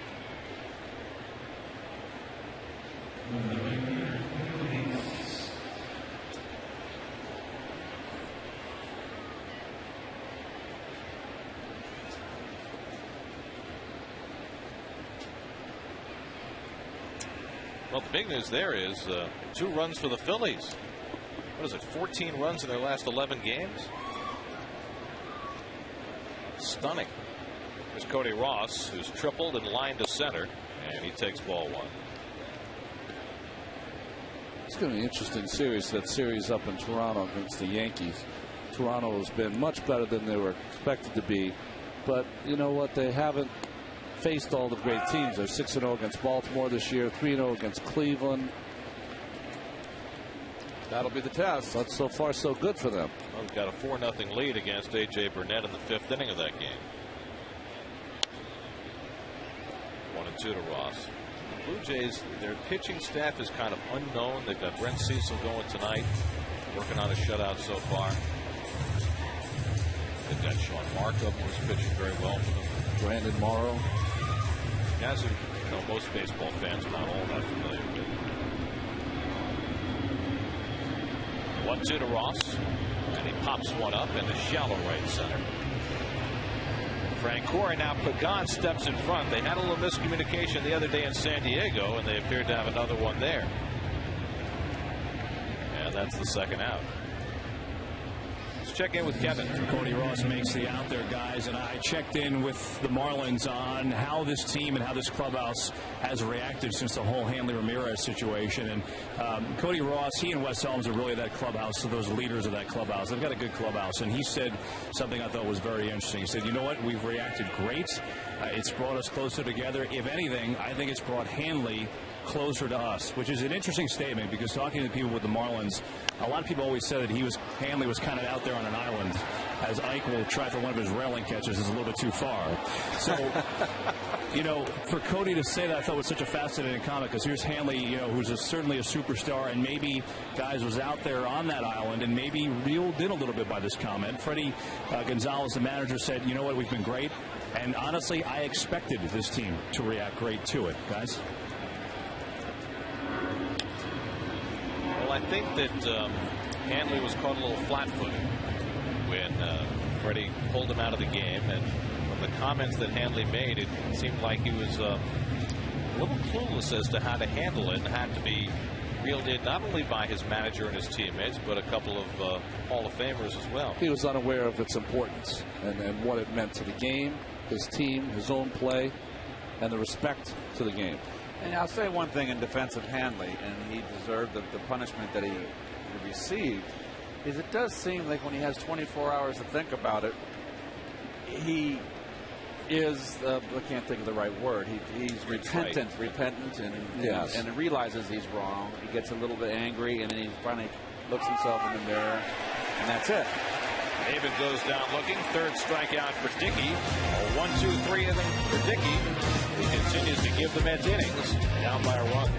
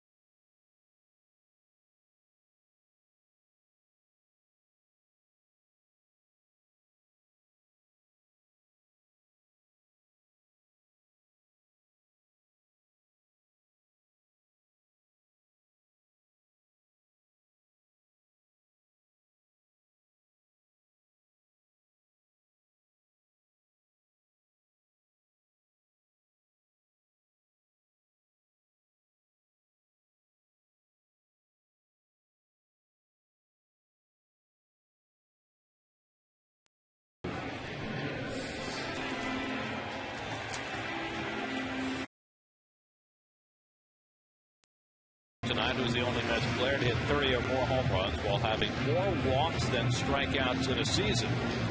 Got to be an old-time player. There haven't been all that many Mets hit 30 home runs.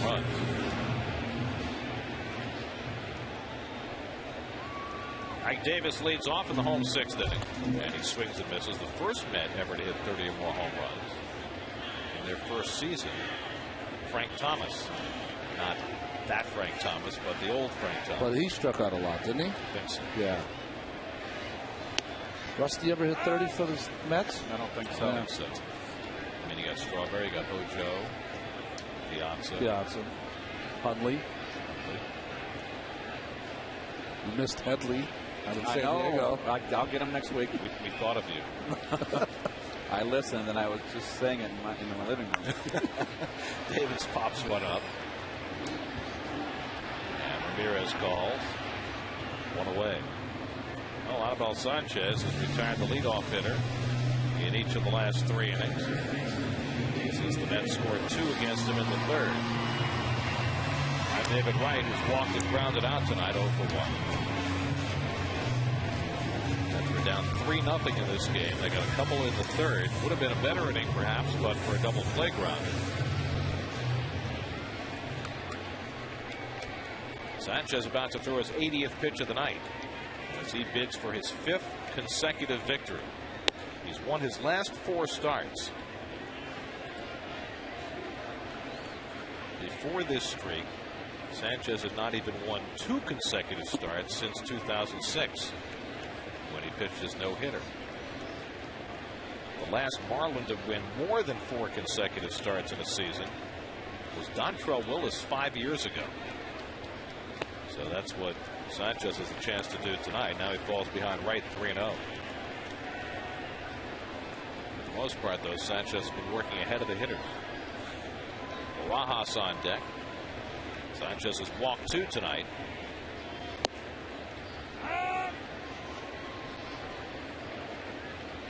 David's very reluctant to hit 3-0. That one might have been a nice time to let him swing the bat. And ball 4, so Wright has walked for the second time. Third walk given up by Sanchez. It's 34 walks now for David Wright. He's in the top 10 in the league. Randy St. Clair keeping an eye out as Barajas steps in. Rod is hit into a fielder's choice and struck out 0 for 2.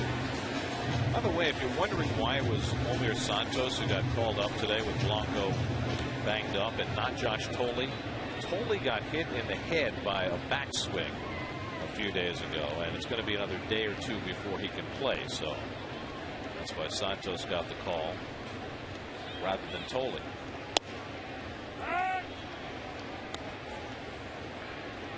But the expectation, I think, right now is that Barajas will catch all 3 games this weekend. And then see where Blanco is. It's an off day on Monday, so. He catches a break. This is a night game, semi-day game tomorrow. A little later start for the Mets. Barajas tried to hold, but he went around 0-2. National TV, of course. 4 o'clock start, correct? Yep. Little cutter right there. Barajas couldn't hold up. But I'm impressed with Sanchez. He's got a nice cutter, got a nice little down breaking ball. He sinks a little bit on, sinks it a little bit. Throw a changeup when he has to. Doesn't throw the changeup as much as he used to. Hit in the air to left field, deep. Back goes Coghlan, going back. It's over his head and off the base of the wall. Right to third, will be held up there. Barajas into second with a long double. And the Mets have the tying and lead runs in scoring position with 1 out. Breaking ball just didn't get it away enough. Down, not a bad pitch. I got to tip your hat to Barajas right there. Pretty good pitch. Played nicely off the wall. That's not a bad pitch. Looked like he was leaning all over that plate, Ronnie. I think with 2 strikes, you have to do 2 things to Barajas. Either pound him in or bounce that breaking ball. If you don't, he's going to put it in play. Ron Barajas safe in second. Safe and secure. New York Light.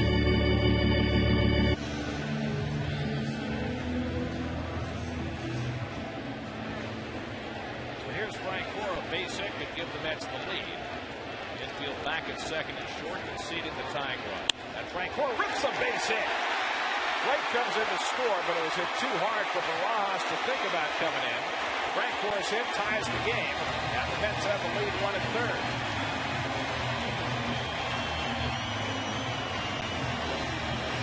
Well, what drives in his 29th run? Such a slump for so long. And boy, he has just turned it on. Right, Keith. It's almost like he's decided to pick a portion of the plate to swing at, and if he gets it, be aggressive. Well, he stands on top of the plate, and when you stand that close to the plate, you're not able to, you can't cover the whole dish. So you look area there, and just back in a groove. 14 hits in his last 27 at bats. And the Mets, who are 3 runs down, now have tied the game and a chance to grab the lead with Ruben Tejada at the plate. Now you've got a very slow runner at third in Barajas. You've got a kid who's had all of 8 major league at bats at the plate. Be a tough combination to squeeze with.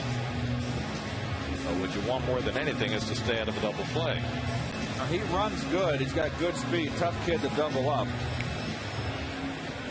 Tejada doubled to left center and scored a run in the 3rd.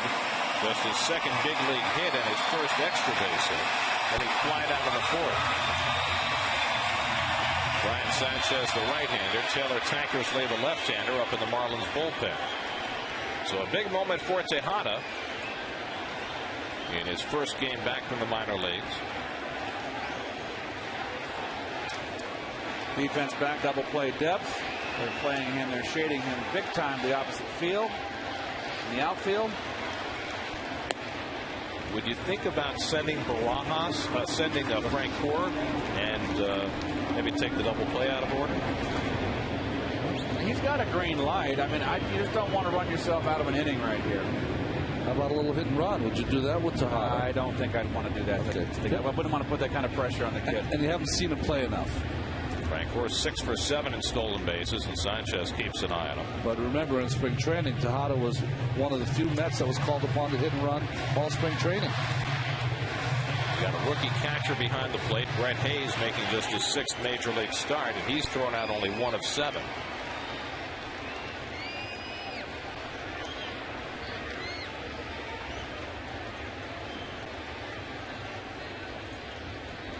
Long hold by Sanchez, and finally Tejada asks for time. Sanchez about to throw his 90th pitch of the night.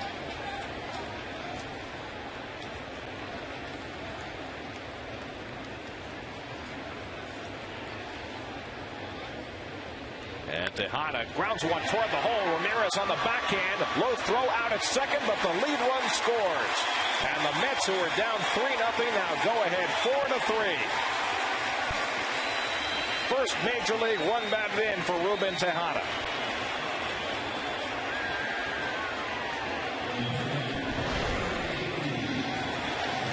Fastball running in on him. He got his hands up there and hit it in the hole. Tough chance to double him off.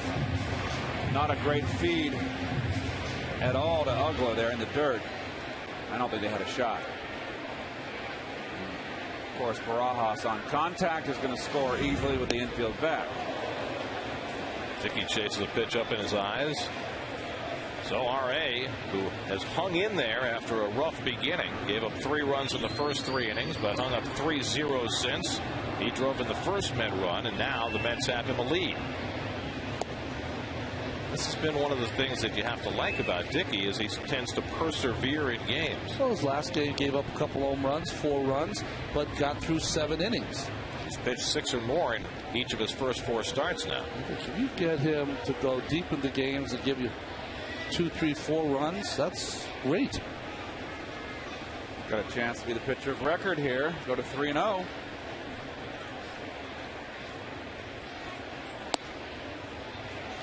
Two and 1 to Dickey. Anibal Sanchez now, this is probably his final inning because he's due a turn at bat when the Marlins come up in the 7th, with his team now trailing.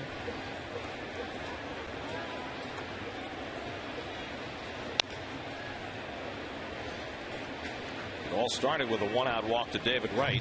Barajas doubled off the wall, and Francoeur and Tejada with the RBI. Tankersley and Sanchez continue to throw in the bullpen. Reyes would be next. Did he break his bat, or he just didn't like the feel of that one? He had one of those cup bats. Maybe he just chipped the end of it, and that's where he hit it. Maybe he's got his 2-strike bat. Feliciano up in the Mets bullpen.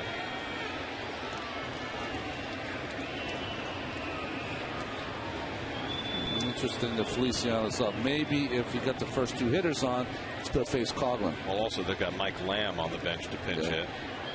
Although they are really bereft of lefties on this team. Taken high, and it's 3-2 to Dickey. Hey guys, 2 things. Number 1, he did break the bat, and number 2, maybe if he goes to 3-0, he can get his own bats because he's using Jonathan Neese's bat. Bat just came in the dugout.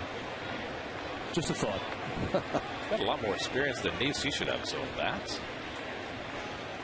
Tejada runs, 3-2 pitch. Lined into right field. Dickey has his second hit. And Tejada, who is in motion, easily goes to third. So R.A. Dickey with his second hit of the night keeps the inning alive. Well, he's just staying away, too much away, becoming too predictable on Anibal Sanchez. By the way, R.A. Dickey's now hitting .385. Well, he had. The thing about it is it's not pretty, but his last game he had a hit and a couple of key sacrifices. And here with a couple of hits. Doing things to help himself win. He's building his position well. And now he has 2 hits in a game for the first time. So here's Reyes with a single and a walk, a stolen base tonight. He's 1 for 2. First and third and 2 down.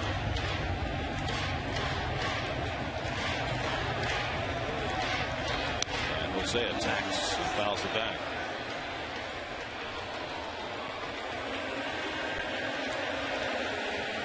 Reyes' base hit against Sanchez in the 3rd was just his 3rd hit in 19 career at-bats against this right-hander. Tejada at 3rd and Dickey at 1st. Sanchez playing behind him. And the change-up in for a strike, and it's 0-2. Good change right there, knees high, outside corner. Right to the glove. That's a good one.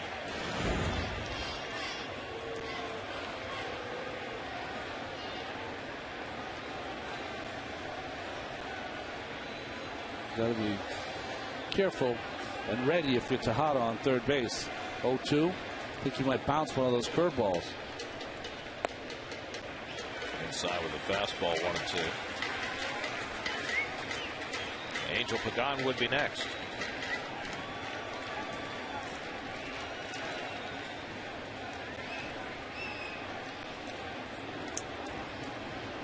1-2 from Sanchez. Again in tight. 2-2.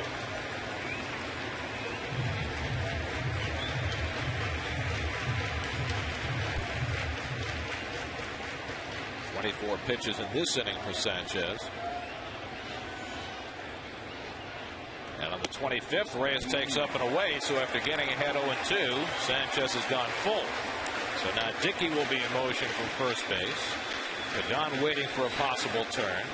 Tejada at third. 2 runs home in the inning.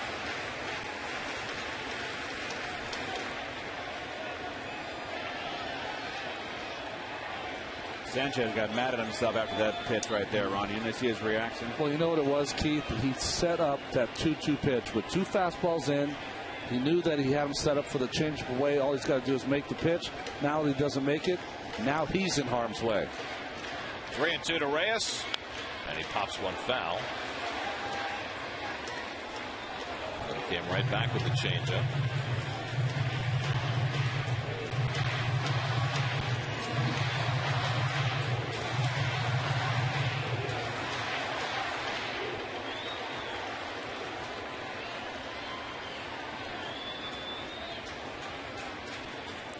Again, the 3-2.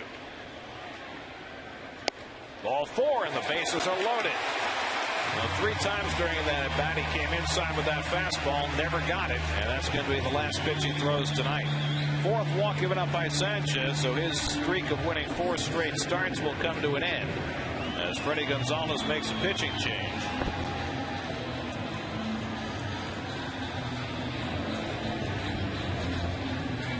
Sanchez takes his exit. This call to the bullpen brought to you by Lincoln Mercury. Mets have taken the lead here in the 6th.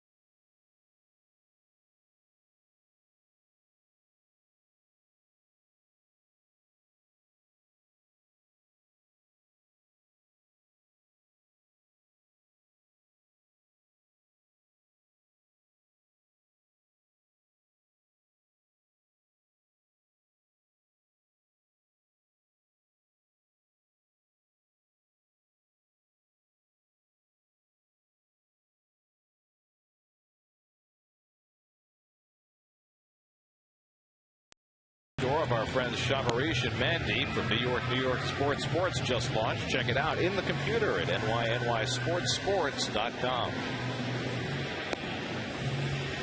Now Anibal Sanchez feeding in the 6th inning, ended up walking 4 and giving up 9 hits over 5 2/3 and responsible for 3 runners on base in addition to the 4 he's already been charged with. And the lefty Taylor Tankersley comes out of the bullpen to replace him. Well, Tankersley, we've seen for the last few seasons, left-hander, got a good fastball. He's only been in 4 games, just recently called up. Good breaking ball. He's got all the stuff, the tools you need. His control is a little lacking. Missed all of last year with a stress fracture in his elbow. Had been pitching in the minor leagues until last week. And Angel Pagan, who had the last Met grand slam last August, bats with the bases loaded, the 8th man up in the inning. Mets have scored twice to take a 4-3 lead. And Pagan takes it high for ball 1. Angel 0 for 3 tonight. 2 fly balls and a ground ball double play. Tankersley has a little bit of that Don Drysdale kind of wiggle when he throws. A little Fu Manchu working there.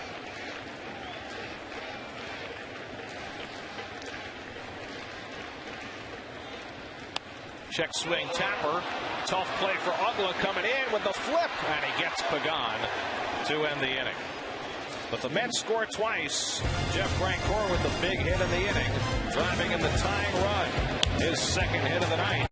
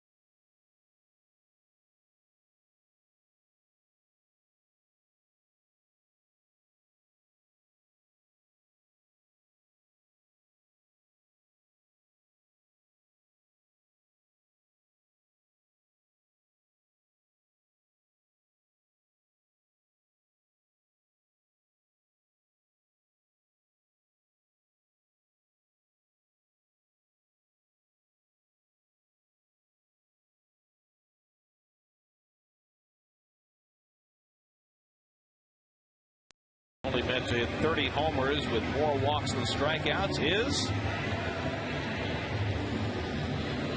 Gary Carter. Oh, I forgot the kid Gavilan hit 30 that one here. Only 46 strikeouts. That is not many strikeouts.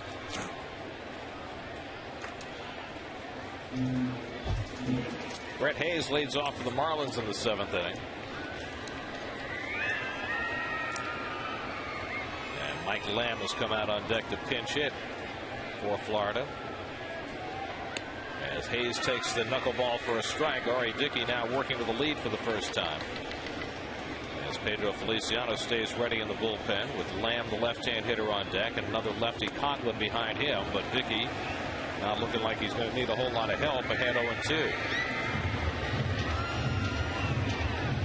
Well, there's your Kevin Woodstain's legendary Met. You know him, you love him. Gary Carter. Great player, Hall of Famer. He was the final piece. Great diving knockdown by Wright, and he gets up and throws on Hayes. Full extension by David to make sure that ball couldn't get to left field. Well, I'll tell you what here. This is a fine play by David in a very clutch spot. Hot corner, just pure reaction.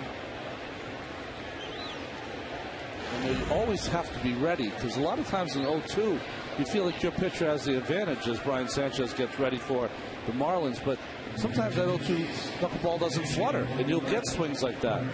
This could be a rather inspired at bat. Mike Lamb last year spent the entire season playing AAA ball for the Mets at Buffalo, and in an injury-ravaged season for the Mets, never got a call-up.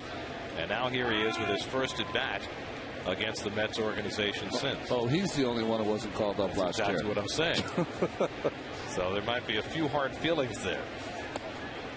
1-1 to Lamb, veteran who played for a number of teams, including the Astros. Descends up alongside Feliciano now. And Lamb tries to hold and does in time. 2-1.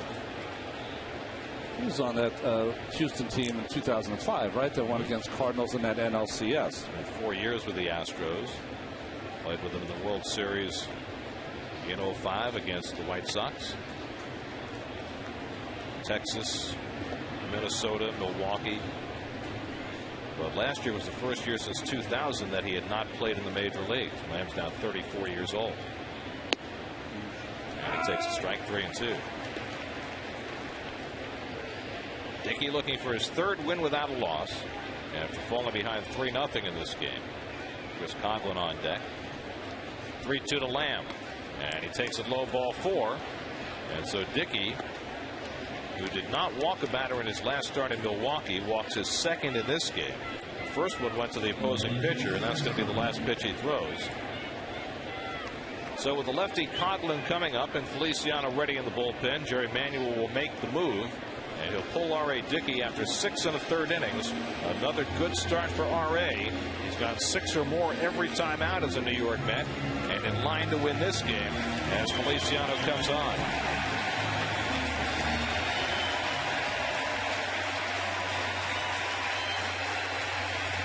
An appreciative Citi Field crowd sends R.A. Dickey out to the dugout.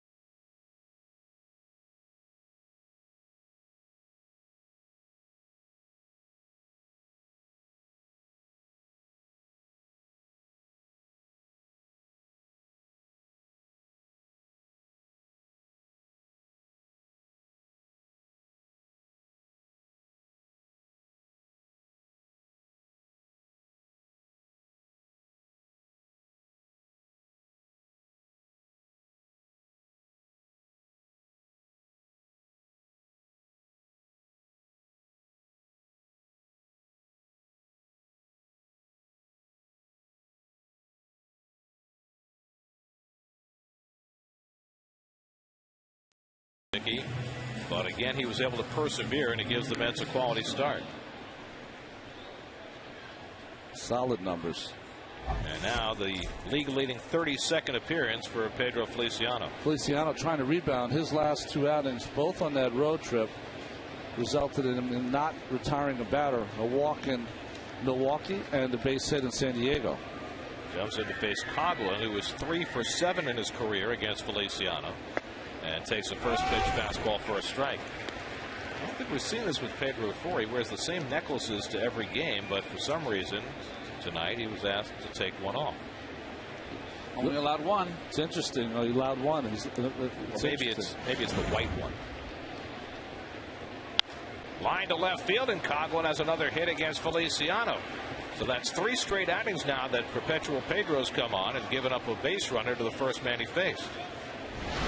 Well, not wasting any time, and good hitting to further the rally. You're a leadoff hitter, you keep it going. Well, Coghlan is red hot, isn't he? Yep, that's just good hitting right there. That's going right with the pitch. 5 straight multiple hit games for Coghlan. So now the tying run is at second as Gabby Sanchez steps in.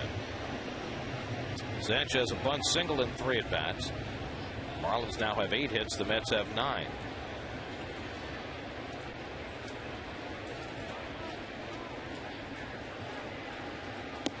And a breaking ball in for a strike. You know, Pedro's coming from the side like he usually does, but usually he keeps that hand on top of the baseball. He's kind of under it. I think that's why his fastball has been flat and not sinking. And his slider's been kind of flat also. Now, how do you come from the side and keep your hand on top of the ball? He really just bends his body. Watch him. He just bends at the waist. Bends at the waist and then just flings it from the side. And you have to be careful. Even though you're coming from the side, you got to not, you know, on top like a guy who throws overhand, but you got to have that ball with a little tilt on it. Back to the mound. Pedro fields his position well. A low throw and handled by Reyes. How did he do that? Picked up the short hop and got the force and then got upended for the second out. Well, good clean play right here. Low throw, hard slide. For a pitcher, Feliciano, who I always think is one of the best fielding pitchers, pro hop, and he just threw it right into the ground. Boy, that could have been dangerous. The trainer, the assistant trainer, Michael Herbst, is coming out along with Jerry Manuel to check on Reyes. I don't think with the fall it was bad. Coughlin just clipped him with that right leg. Probably got his shin bone. Yep.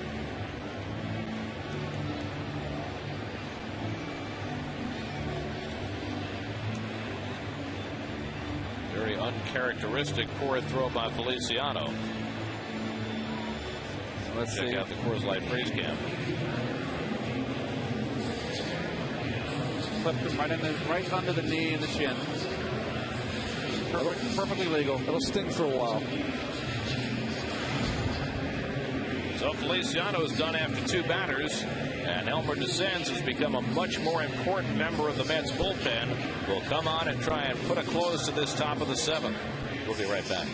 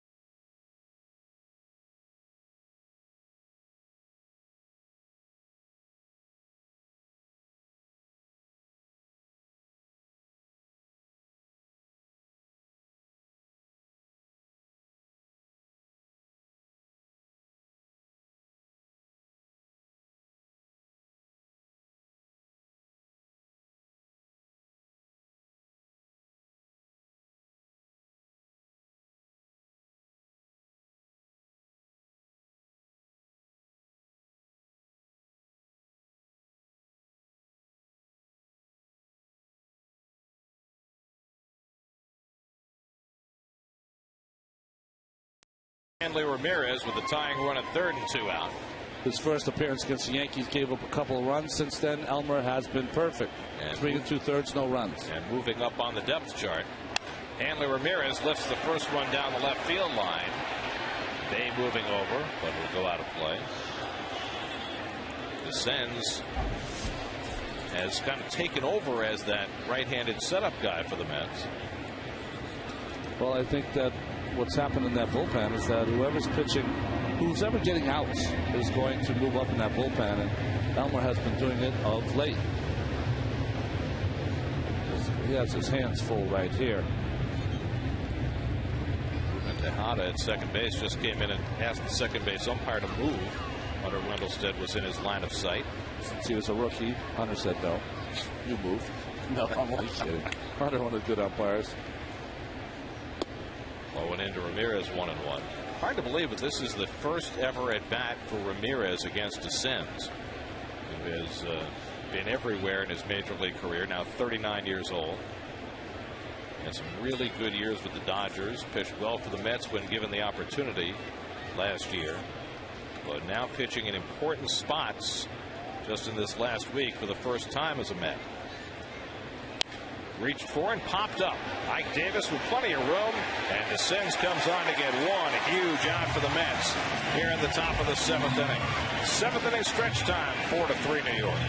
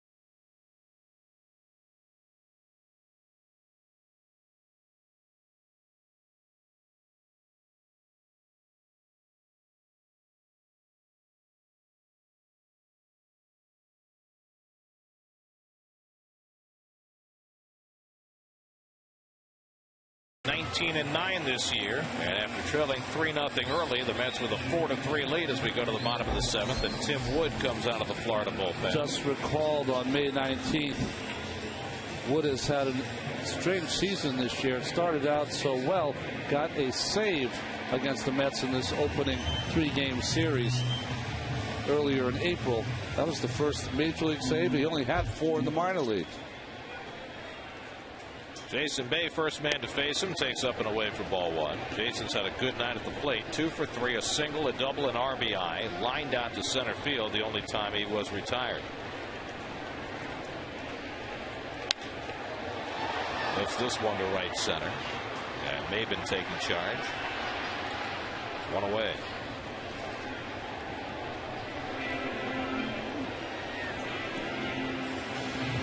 So now Ike Davis. Ike has gone 0 for 3. 5 for his last 38. To drop his batting average to 250.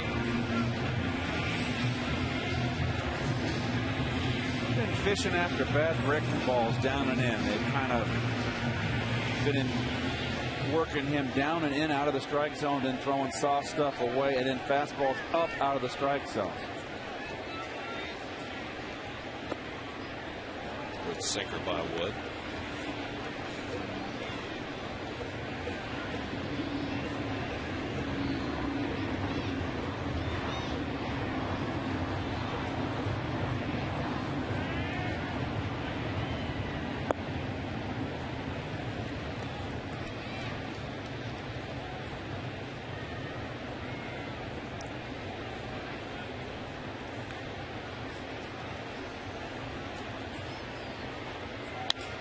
Slap to third, right through the wickets on Jorge Cantu.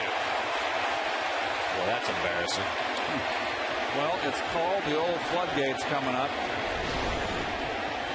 It's happened to everyone, and you have the same feeling every time it does. There it is. That pitcher doesn't lie. That is opening the floodgates. 7th error of the year for Cantu.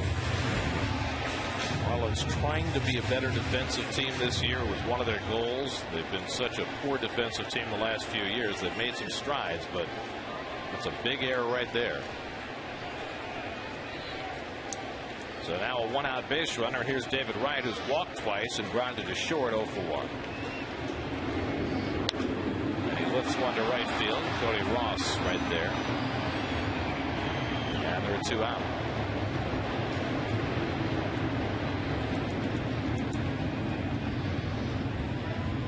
So Wright is retired, 2 away.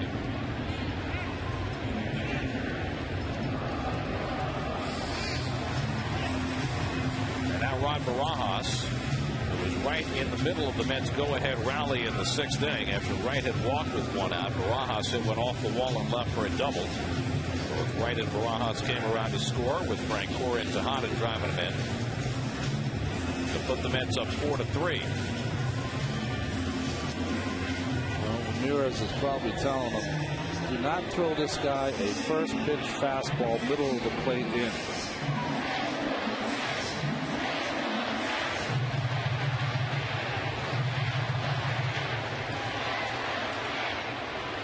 Rojas has had 2 career at-bats against Wood, 0 for 2.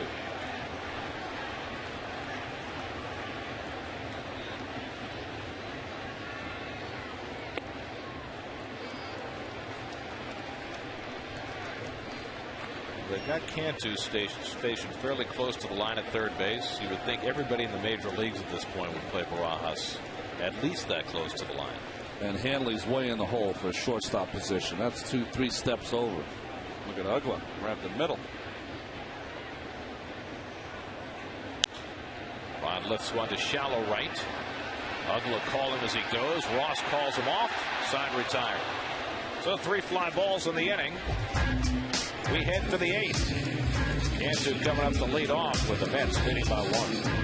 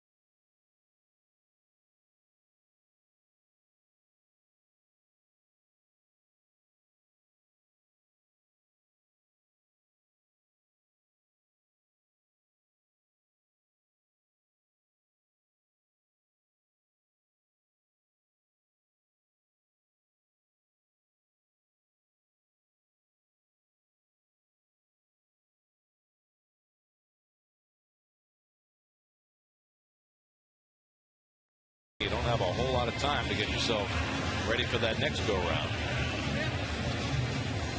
Put the tools of ignorance on.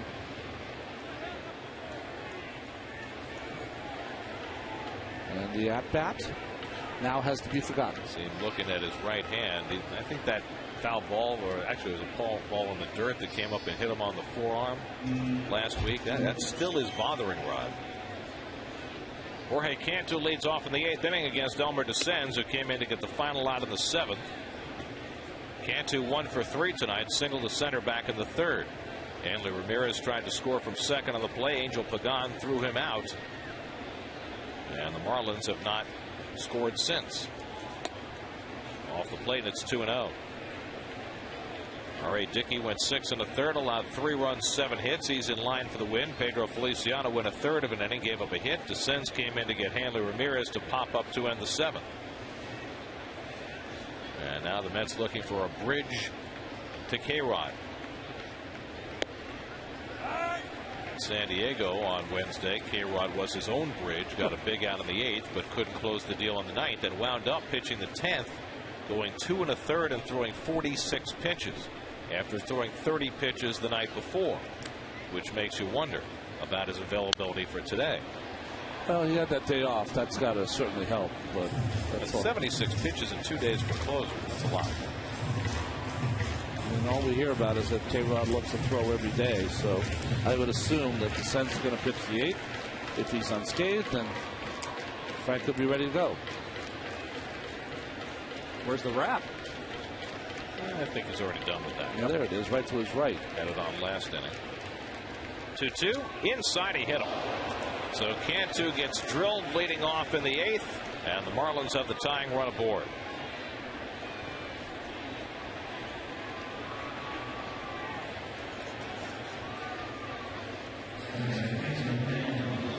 So the Marlins have a leadoff base runner. Time to check in with Chris Carlin. He's standing by for a New York State Smokers Quit Line game break.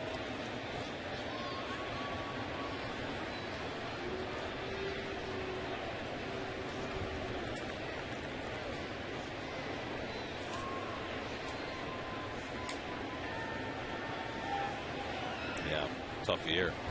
Meanwhile, Cincinnati comes into the day tied for first place with the Cardinals in the Central. So here's Uglu with the tying run aboard and nobody out. 0 for 3. And he pops the first pitch up. Shallow left center. Angling in his Pagan.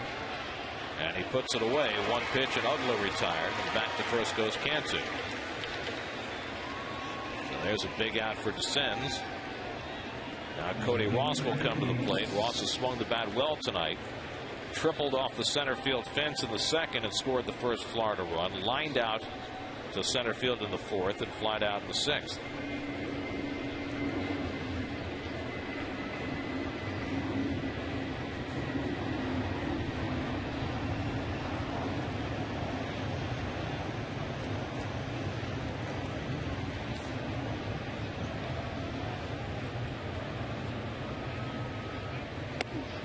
And Sens comes inside, ball 1.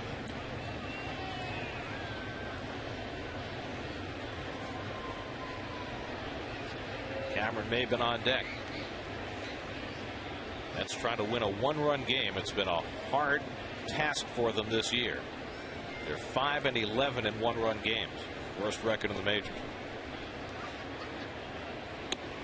Again inside, and it's 2-0. That's bullpen that performed so well over the first month of the season has faded badly over the last 5 weeks. And that's how you end up with a journeyman like DeScens in such a key role now, playing setup man.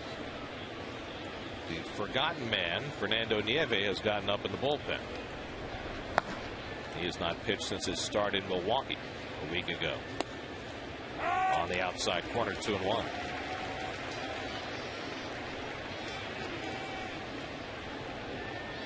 Ross 0 for 2 in his career against DeScens. Cantu, not a fast man at first. Elmer first pitched in the major leagues with Pittsburgh back in 1996, coming out of the Mexican League. And Ross takes the breaking ball off the plate, and it's 3-1. So the hole get a little deeper for DeScens. It's a dangerous pitch here. Don't think you send Cantu. You're down a run. You don't want to run yourself out of an inning here. We'll see how they play. Cantu does not run that well. Keep the ball away here. Big ballpark. You want to try to hit it out. Try to pull this ball in the outside corner. And Ross floats one out to left field. Bay is there. There's a second out of the inning. Well, Ross hit one off the end of the bat. 2 down for DeScens. A runner still at first. New York Mets baseball on SNY is brought to you by Taco Bell. Think outside the bun. By Pepsi. And by Lowe's. Visit your local Lowe's to cast your Scott's MLB All-Star ballot and enter for a chance to win a VIP All-Star Week experience. Compliments of Scott's. Well, Cameron Maybin delivered an RBI single back in the second that played at the first Florida run. Since then, he's flied out and struck out. 1 for 3.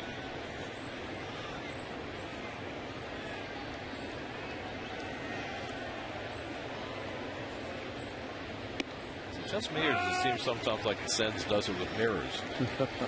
Well, he's pretty cagey. He pitches inside behind the right-handers. And that's what saves him. He pitches inside, so when he does make a mistake away, they're not totally on it. Douglas looked at the first pitch. It was right there. The slider was in the middle of the plate also, but he had thrown 3 pitches inside to Cody Ross. Pitched in the majors for Pittsburgh, Cincinnati, Arizona, LA, Kansas City, Milwaukee, Colorado, Atlanta. Last year saved 11 games in Buffalo around stints with the Mets. Little tapper. If it stays fair, it's trouble, but it rolls foul.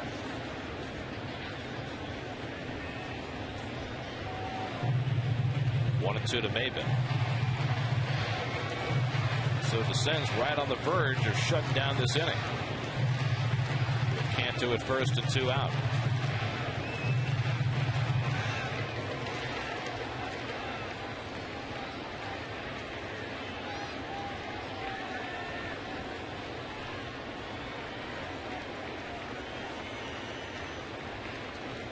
Can't throw this young man a strike. You can throw a neck high fastball up in the strike zone or bounce a breaking pitch.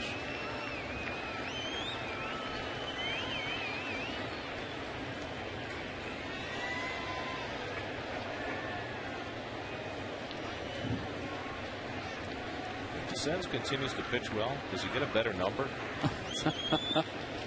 No, it'll be superstitious. That's true, right?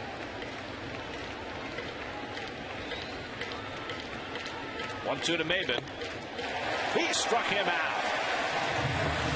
Elmer to Sens fans Cameron Maybin. An inning and a third scoreless for Elmer. 4-3 New York.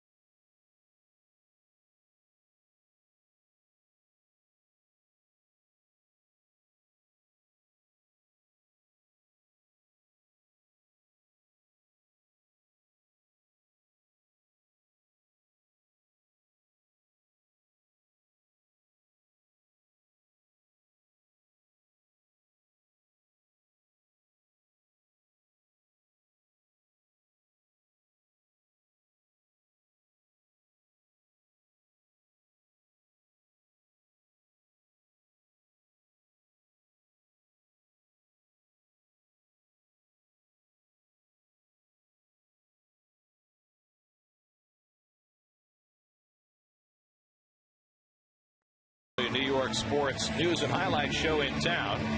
We'll hear from Jonathan Neese about his return from the disabled list. Sit down with Jets quarterback Mark Sanchez, and everybody loves New York. Why wouldn't LeBron? All coming up tonight on Geico Sports Night, tonight after the postgame at 1 a.m. right here on SNY. Jeff Francoeur had a big night, 2 for 3, and he drove in the tying run with a 6th inning single. During an 8-game hitting streak, Jeff is now 14 for 27. Tim Wood gets ahead of him 0-2. It'll be Francoeur, then Ruben Tejada, then the pitcher's spot for the Mets. as they look for some insurance before handing it off to K-Rod for the ninth. R.A. Dickey in line for his third win without a loss. But what a job by Elmer DeSanz, once again successfully setting up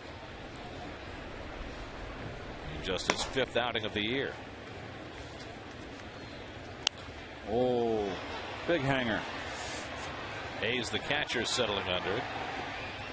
1 out. So Woods faced 5 batters, retired 4, and seen an error made behind him. He's looked good in relief after Tankersley retired the only batter he faced. And here is young Mr. Tejada, who drove in the go-ahead run with a fielder's choice in the 6th inning. He also doubled and scored back in the 3rd. Well, Mets would love that Tejada's first RBI is a game winner. He's got the puka shells, Keith. Got it work. You and I are of the age that we definitely at some point had puka shells, didn't you? I had puka shells in Tulsa, Oklahoma. Thank you very much. Yeah. With turquoise little nuggets interspersed. Was that a fashion statement, or was it supposed to be good luck? Puka shells were in back in the 70s. Yeah. They were in. I used to feature mine at the Cape. Where was I? You didn't puka? I wasn't cool. Cody Ross is there. And Tejada retired for the 2nd out. So too away Chris Carter coming up to pinch hit.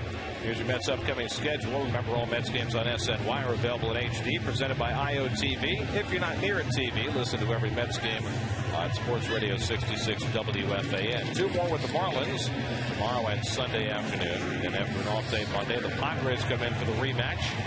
And then the Mets go to Baltimore to resume interleague play. Trip to Baltimore and Cleveland before they go to Yankee Stadium. You have the weekend off, don't you? I know we all have tomorrow. I do not have the weekend off, Yeah. and I don't go on the road trip with you guys. I think it's Ralph and I. This is Keith's slow period. Wait till he gets hit, though. He's going to be hit like he's never been hit before. Left hook around July 15th. Chris Carter gets under one. Ugla retreating, Ross coming on, and Ross calling to make the catch. So a 1-2-3 inning for Tim Wood, and so it's a 1-run lead that Francisco Rodriguez will try and protect as we go to 9th at Citi Field.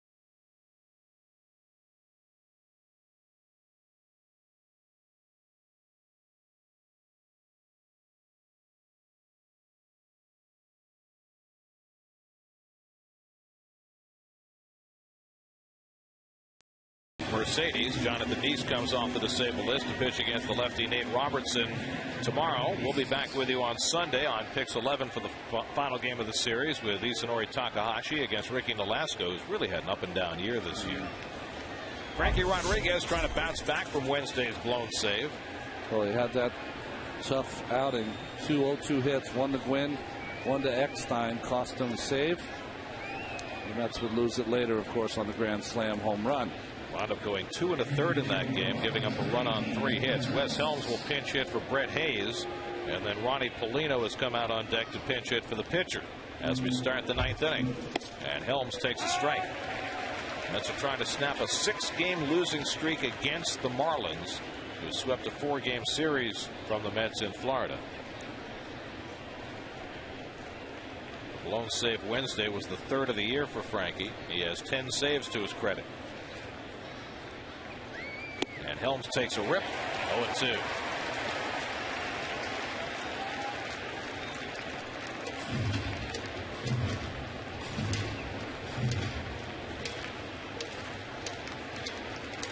Helms is just 3 for 17 as a pinch hitter this year.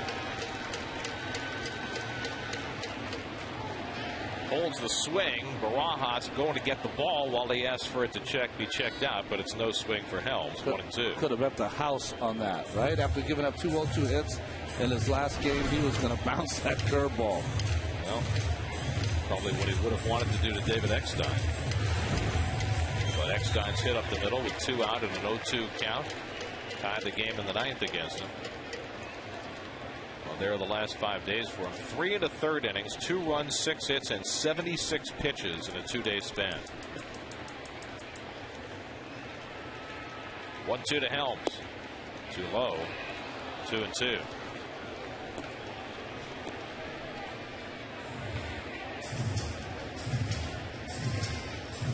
Jerry Manuel would like more than anything else here is for him to get that leadoff hitter out and create a lower stress inning.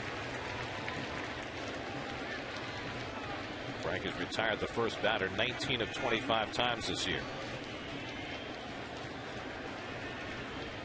2-2. He struck him out. Now tip held by Barajas, and K-Rod fans the first man to face him. But Keith, I've seen him go to this often now. This little cutter that he throws on the outside part to the right-handed hitter just works its way away from Helms. Great location, knee-high outside corner. So here's Ronnie Polino, who's had himself a fine year. Started out in a platoon role with John Baker. With Baker hurt, he's taken over as the #1 catcher, and he's 3 for 5 as a pinch hitter this year. And he takes the breaking ball low and away.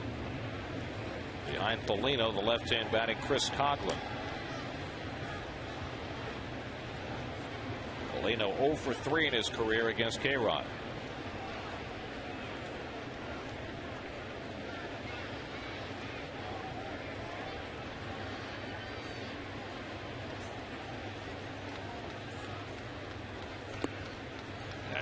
Frankie behind 2-0. Polino basically an off-field hitter, opposite field hitter, and you can see Pagan is playing him shading into right center field. There was a time when Polino was with the Pirates that the Mets were very high on him and were thinking of trading for him. His stock went down for a couple of years, but it's way up now. Hit hard to short, but right at Reyes. 2 out. Ronnie, you keep that ball down. Most times you get a grounder. You got a shot. So R.A. Dickey hoping that Frankie can get one more out and get him his 3rd win of the year. Chris Coghlan standing in his way. Coghlan has his 5th consecutive multiple hit game with 2 opposite field singles today, and he's scored a run.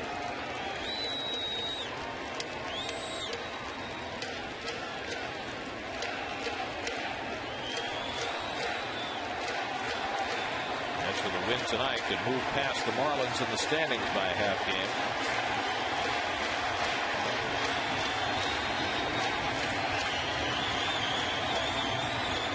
Coghlan swinging at the first one, fouls it back. It's a little surprising. Coghlan does have 3 home runs this year, but you don't think of him as a home run hitter, particularly in this ballpark. He also can steal a few bases. Able to get on. That is important in the game of baseball today. Coghlan, the only left-handed bat in the lineup. Gabby Sanchez on deck.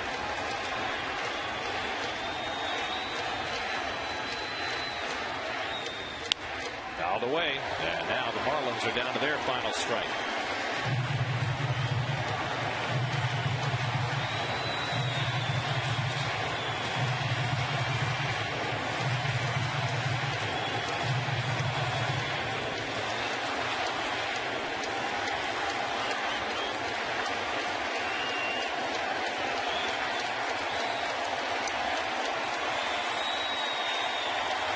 To Coghlan.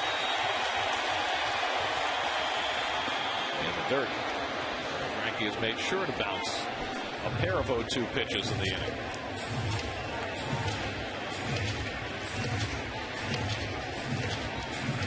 That could be the hero of the game right there. That young man, first start here, called up today in the middle of 2 big Met innings.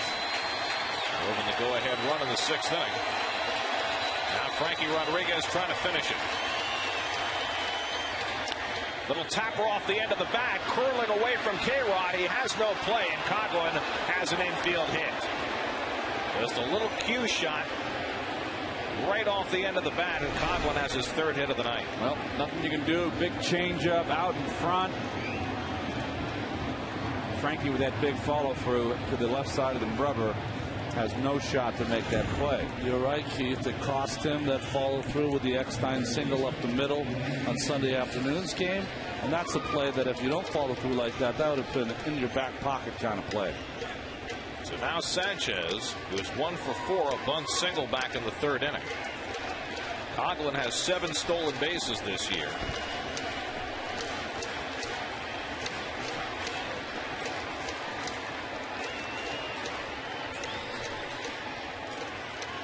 Sanchez trying to lay off the changeup. Did he go? Nope. First base umpire Mike Winters says he held 1-0. No, I had a swing there. What do you think, Keith? Yet. Of course. You two. David Wright guarding the line at 3rd. An extra base hit could tie the game.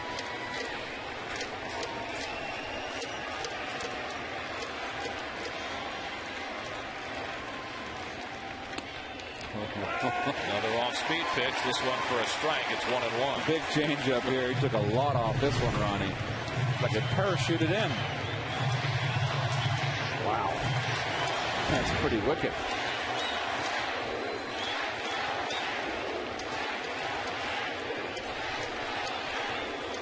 One and 1 to Gabby Sanchez. And he lays off. 2-1. That cutter you're talking about? There's a little cutter just missed. RA can't even watch. You can only watch with one eye. Well, last thing that Frankie wants is to face that man who's on deck. 2-1 to Sanchez. And he missed away. And now it's 3-1.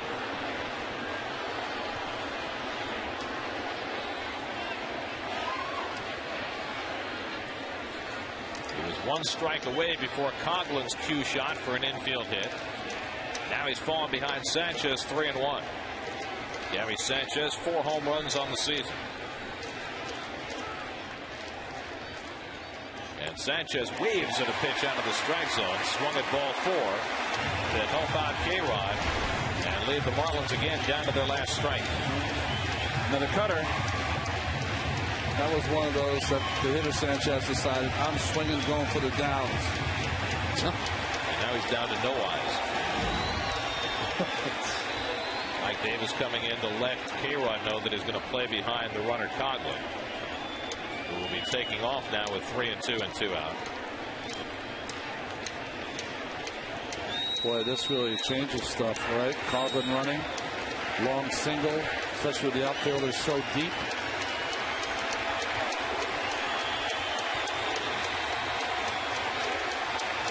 And the curveball inside, ball 4, and now the tying run is in scoring position, and the potential go-ahead run is on first, and Hanley Ramirez is striding to the plate. Well, if there's any criticism of Frankie, he gets ahead and then he nibbles Ronnie, and then he gets himself in a position where he tries, I think, get too cute sometimes. I think the frustration comes from, Keith, when you throw a curveball on a 3-2 pitch and it's for a strike and you get a strikeout, it looks like a beautiful pitch. But when it looks like that, it really looks awful. Because Sanchez, of course, is not the home run threat that this young man is. Ramirez has a bloop double in 4 at-bats tonight. He's driven in a run. Leo Nunez, the closer, is up, along with Clay Hensley for the Marlins, hoping they can tie it up. Ramirez takes a fastball for a strike. That is the 95th pitch that Frankie Rodriguez has thrown in the last 4 days.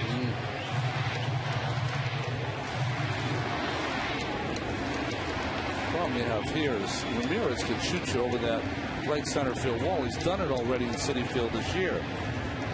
Great plate coverage. 1 for 3 in his career against K-Rod.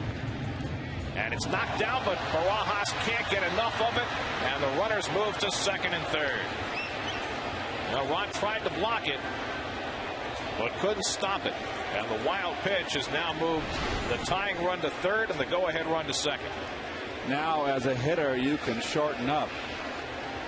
You don't have to have the extra base hit, and they're going to pinch run. Brian Barton will come in to run for Sanchez at second base, carrying that go-ahead run. So Barton, who's been used as a pinch runner as much as anybody in the National League this year, comes on. That bullpen is empty. It's up to K-Rod to get the job done here. A base hit could give the Marlins the lead. First base is open, but you got Jorge Cantu, the best clutch hitter on the Marlins, waiting on deck. 1-1 to Ramirez.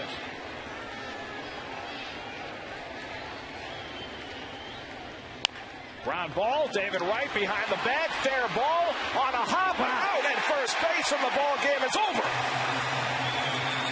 Beautiful one-hop toss by David Wright, falling away, and R.A. Dickey gets his 3rd win without a loss as K-Rod staggers but saves it, and the Mets take the opener of the series. Oh, nice play by David here, and throw the long hop. Nice long hop for the first baseman. Easy one, not hustling out of the box immediately. That's just awful. Awful for a guy who has already been benched this year for not hustling in a huge spot in the 9th inning where an infield hit would tie the game.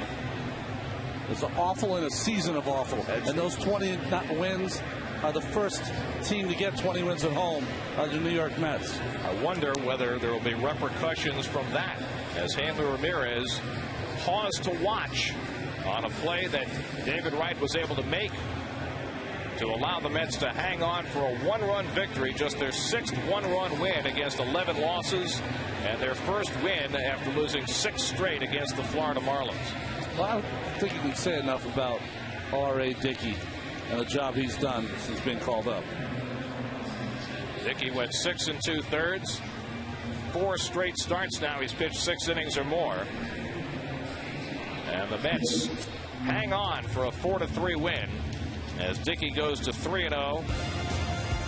Jeff Francoeur with 2 hits drove in the tying run. Ruben Tejada's ground ball drove in the go-ahead run in the 6th inning. And the bullpen, the Sins and K-Rod did the rest. Mets flip past the Marlins.